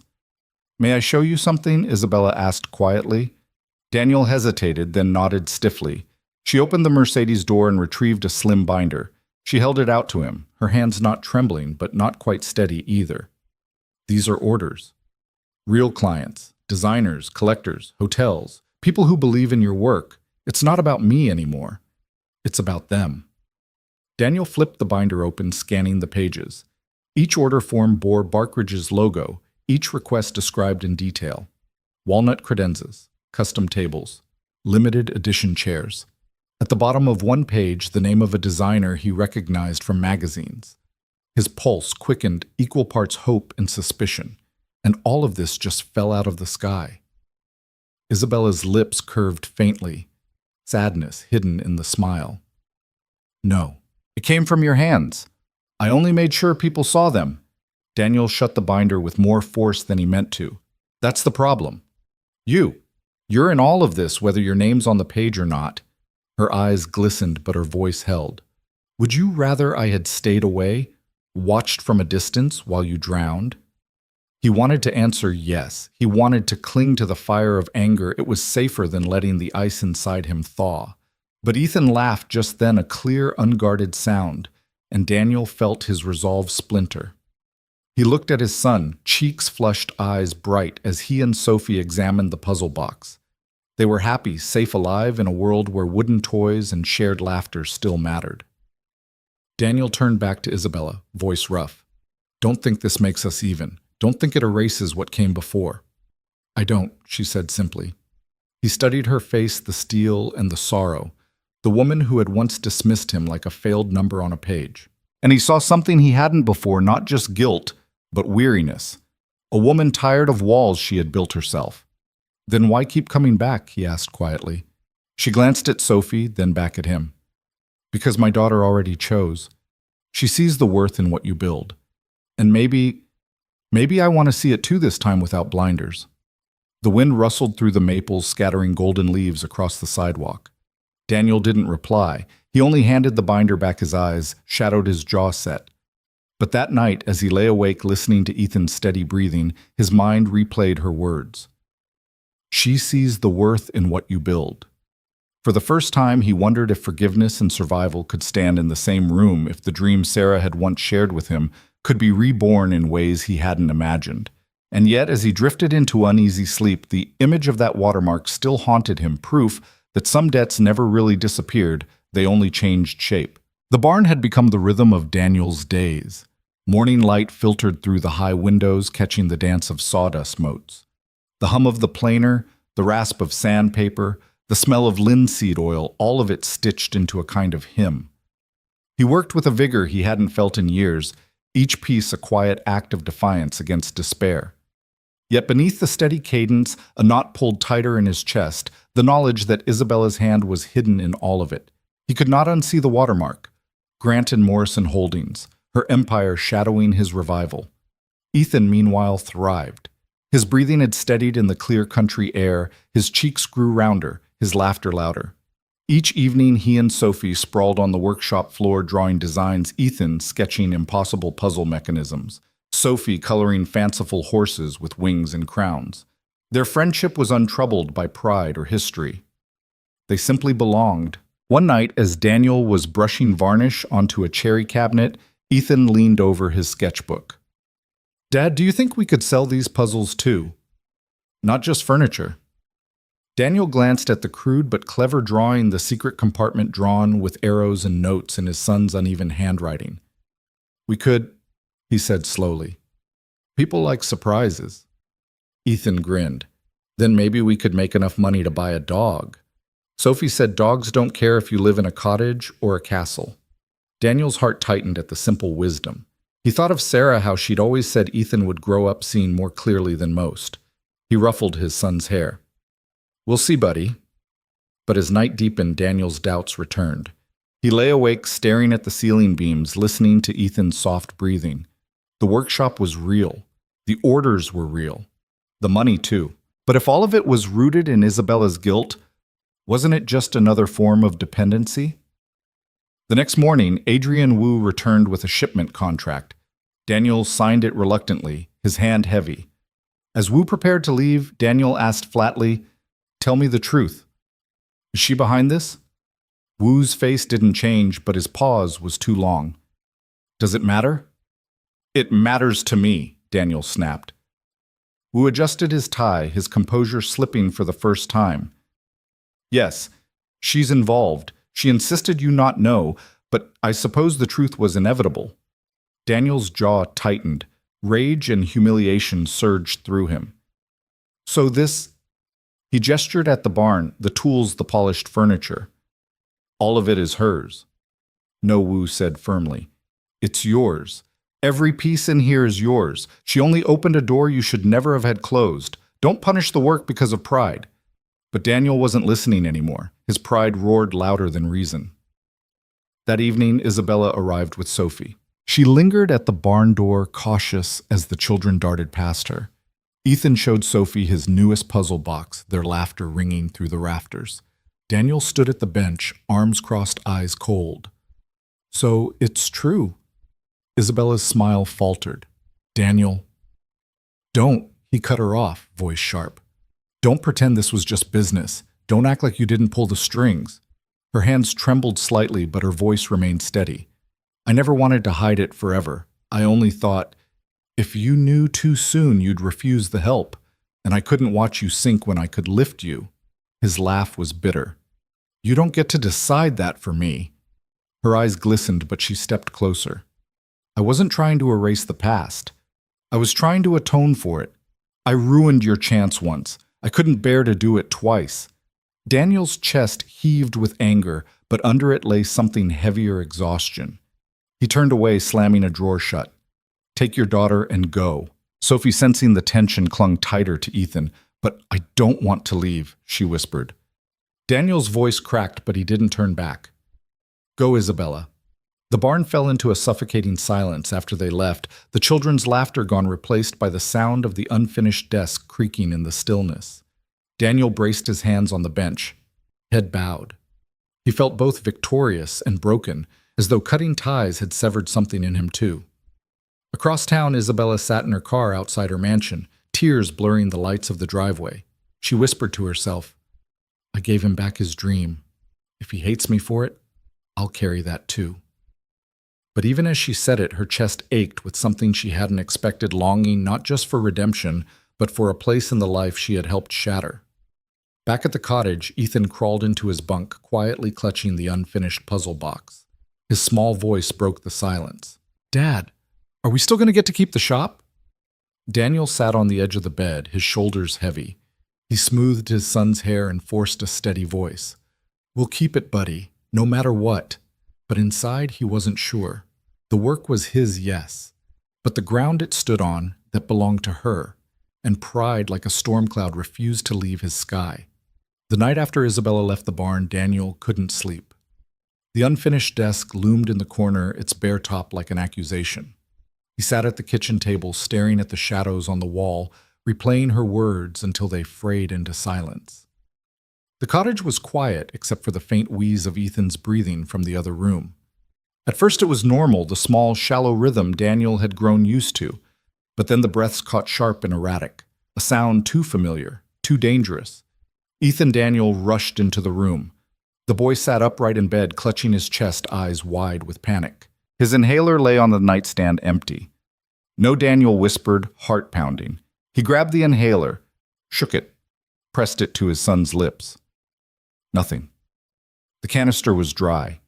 Ethan's breaths came in desperate gasps, his small body trembling. Panic surged through Daniel. He scooped his son into his arms, his voice shaking. "Hold on, buddy. Just hold on." He stumbled out the door into the night, fumbling for his truck keys. The world narrowed to the sound of Ethan's wheezing. The truck roared to life, headlights cutting across the gravel. Daniel drove faster than he should, his knuckles white on the wheel. "Stay with me, Ethan," he pleaded. "Stay with me." Halfway down the dark lane, a pair of headlights flashed from the opposite direction. The black Mercedes. Isabella's car. She braked hard, her tires crunching against the gravel. The door flew open. "Daniel, what happened?" "Tss. Ethan, he can't breathe." Daniel's voice cracked. Without hesitation, Isabella ran to the passenger side. "Get in my car. It's faster." There was no time to argue. Daniel lifted Ethan into her back seat, climbed in beside him. Isabella gunned the engine, the Mercedes leaping forward like a wild thing. The road blurred. "Hospital?" she asked sharply. "Yes, Millbrook General." Daniel held Ethan against his chest, whispering, "You're okay, buddy. You're okay." Isabella's hands gripped the wheel, steady but urgent. "Keep him upright. Try to calm him. We'll be there in 5 minutes." Daniel had never prayed so hard. Each breath Ethan managed was a knife through his chest. He thought of Sarah, of the night she had sat by Ethan's crib, whispering lullabies through her own tears.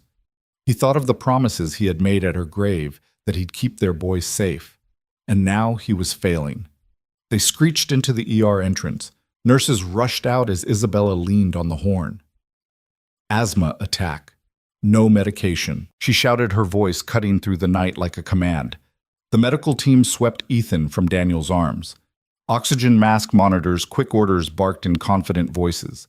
Daniel stumbled after them, but a nurse held him back gently. "Give us 5 minutes, sir." 5 minutes. An eternity. He pressed his palms to his face, shaking. Isabella stood beside him, her hand hovering, then finally resting on his arm. He wanted to shake it off. Instead, he let it stay. When the doctor finally returned, her face was calm. He's stable now. We've given him a nebulizer treatment and steroids. He'll need monitoring tonight, but he's out of danger. Daniel sagged against the wall, tears stinging his eyes. Relief left him weak. He whispered, "Thank God." Isabella's shoulders eased too, her own eyes bright with unshed tears. Inside the room, Ethan lay pale but breathing easier, the mask hissing gently. Daniel sat beside him, clutching his hand. "You scared me, kiddo. I'm okay now," Ethan whispered, his voice muffled. He squeezed his father's hand. "Because you didn't let go." Daniel bent and kissed his forehead. His chest ached with love, fear, and guilt. Isabella stood in the doorway, watching quietly. When Daniel finally looked up, their eyes locked. Something unspoken passed between them, raw, unshielded. Later, when Ethan drifted into a medicated sleep, Isabella sat with Daniel in the waiting room. The harsh lights made them both look older, worn. She spoke first. "This is why I couldn't stay away," she said softly. "Because you shouldn't have to fight this alone." Daniel's jaw tightened. "And yet I have. For years." "I know," she admitted. "And I let you. That was my mistake. But tonight, Daniel, I can't watch you carry it all anymore. I want to help. Not as a benefactor, not in secret. As a partner." He looked at her sharply. "Partner. In the work. In the business. In life, if you'll let me." Her voice trembled but didn't break. "I don't want to buy you. I want to stand beside you. With Sophie. With Ethan." Daniel's heart pounded. Pride screamed no, but gratitude, raw and undeniable, whispered yes. He thought of Ethan in the back seat, gasping for air, and Isabella's hands gripping the wheel steady, carrying them both through the night. He leaned back, closing his eyes. "I don't know if I can trust you." She nodded slowly. "Then let me earn it, every day if I have to." The silence stretched heavy, but no longer suffocating. Finally, Daniel opened his eyes. He didn't give her an answer, not yet. But for the first time, he didn't send her away either. And in the sterile hospital light, it felt like the beginning of something new. Fragile, uncertain, but alive. The hospital room smelled of antiseptic and stale coffee. But to Daniel, it felt like sanctuary. Ethan lay asleep in the bed, cheeks flushed, but his breathing steady now. The hiss of the nebulizer had ceased, leaving only the soft beeping of monitors. Daniel sat in the chair beside him, his large hand wrapped gently around his son's.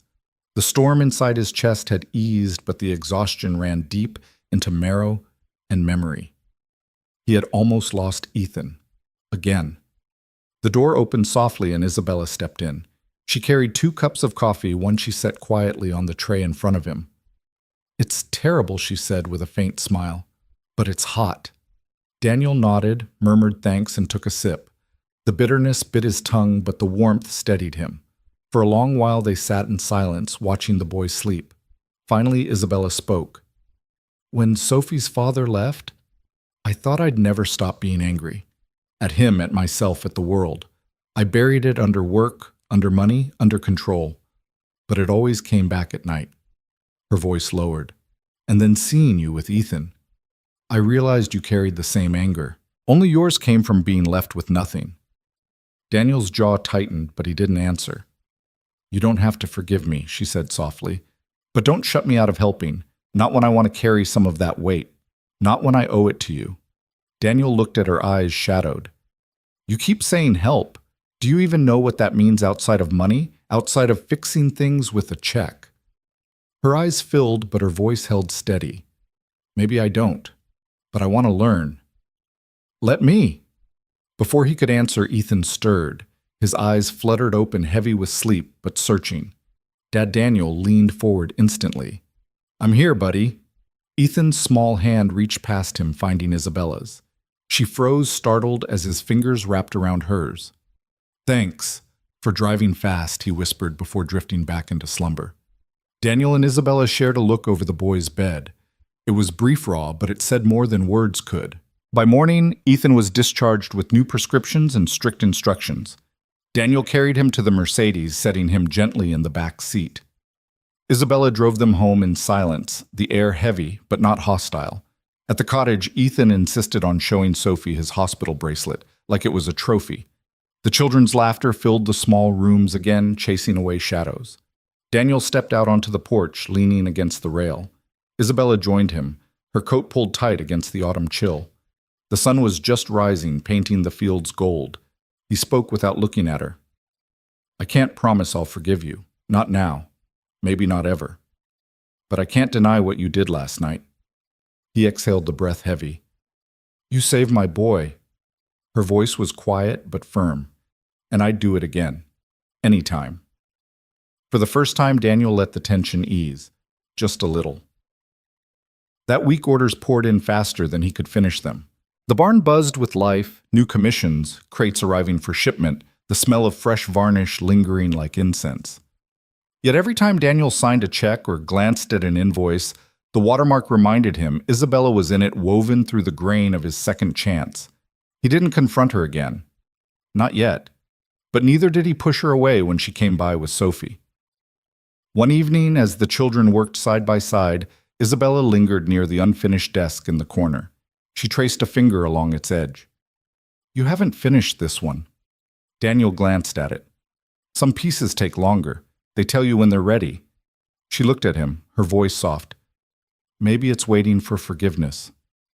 His eyes met hers, a storm behind them. "Or maybe it's waiting for the truth." The words hung heavy in the air. Isabella lowered her hand, but she didn't leave. For the first time, Daniel didn't ask her to. The night stretched long, filled with sawdust and unspoken things, and though nothing was resolved, something fragile had begun like the faint line of a sketch before the blade makes the first cut.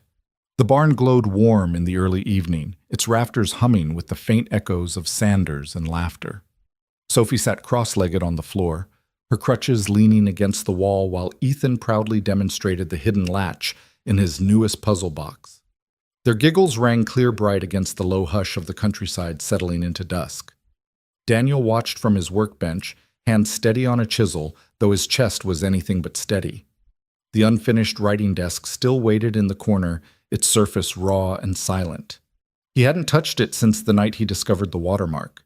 Each time his eyes fell on it, something inside him twisted tighter.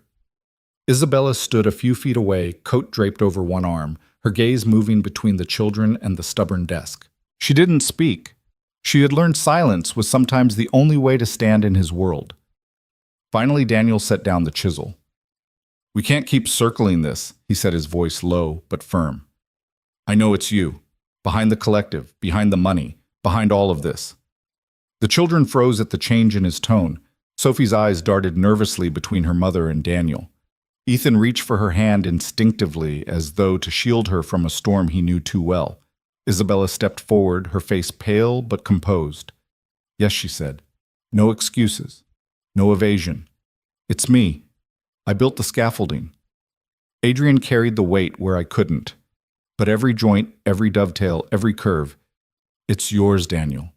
Always yours." He shook his head, bitterness flashing. "You think that makes it clean?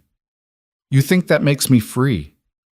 All I see is your hand on my life again, buying back what you destroyed." Her voice trembled now, but she didn't retreat. "I didn't buy it. I tried to return it. 5 years ago, I shut a door you should have walked through. I can't undo that, but I can open another. You can hate me if you want. I'll carry it, but don't tell me your work belongs to me. I only lit a lamp in a room you already built." Silence filled the barn. Only the soft creak of the rafters marked time. Ethan's voice broke it small, but certain. "Dad." She drove fast. "If she hadn't, He stopped, eyes-wide words catching. "She saved me too." Sophie squeezed his hand, nodding fiercely. Daniel's chest ached. He turned, staring at the desk in the corner. It seemed to wait for him, accusing and forgiving all at once. He walked to it slowly, laid his palm on its unfinished surface. The wood was cool, patient. "When Sarah was alive," he said softly, not looking at Isabella, "she used to tell me every piece of wood holds a second chance. You just have to see past the knots. Maybe people are the same." Isabella's breath hitched. "Then let me be the knot. Difficult, ugly. Maybe even the reason the piece is stronger when it's done. For a long moment, Daniel stood with his hand on the desk. Pride fought against gratitude, grief against the possibility of healing. Finally, he turned back. His eyes were still wary, but the edge of rage had dulled. "I can't forgive you today," he said, "but I can't pretend you didn't save us. So maybe tomorrow, we'll see." The words were not absolution, but they were not rejection either. And for Isabella, they were enough. The children, sensing the shift, burst into fresh laughter as Ethan unveiled another hidden compartment. The sound filled the barn like a benediction. Daniel moved to the desk, picked up his chisel, and began carving the first clean line into its waiting surface. The wood sang beneath his hand. Isabella watched, silent tears slipping down her cheeks, but this time they carried something new. Not guilt, not loss. Hope. Outside, the night settled over Millbrook. The storm clouds that had once haunted them both were gone, leaving a sky clear and sharp with stars. And in the barn, under lamplight and laughter, a broken dream began to take shape again, stronger, truer, alive. Your thoughts will help us create meaningful stories. And if you want to hear more powerful healing stories like this, don't forget to subscribe to the channel, click the bell icon so you don't miss any new episodes. And most importantly, share this video with people who need a little hope today. Thank you so much for your time. We hear you, we listen to you, and we are honored to tell these stories for you.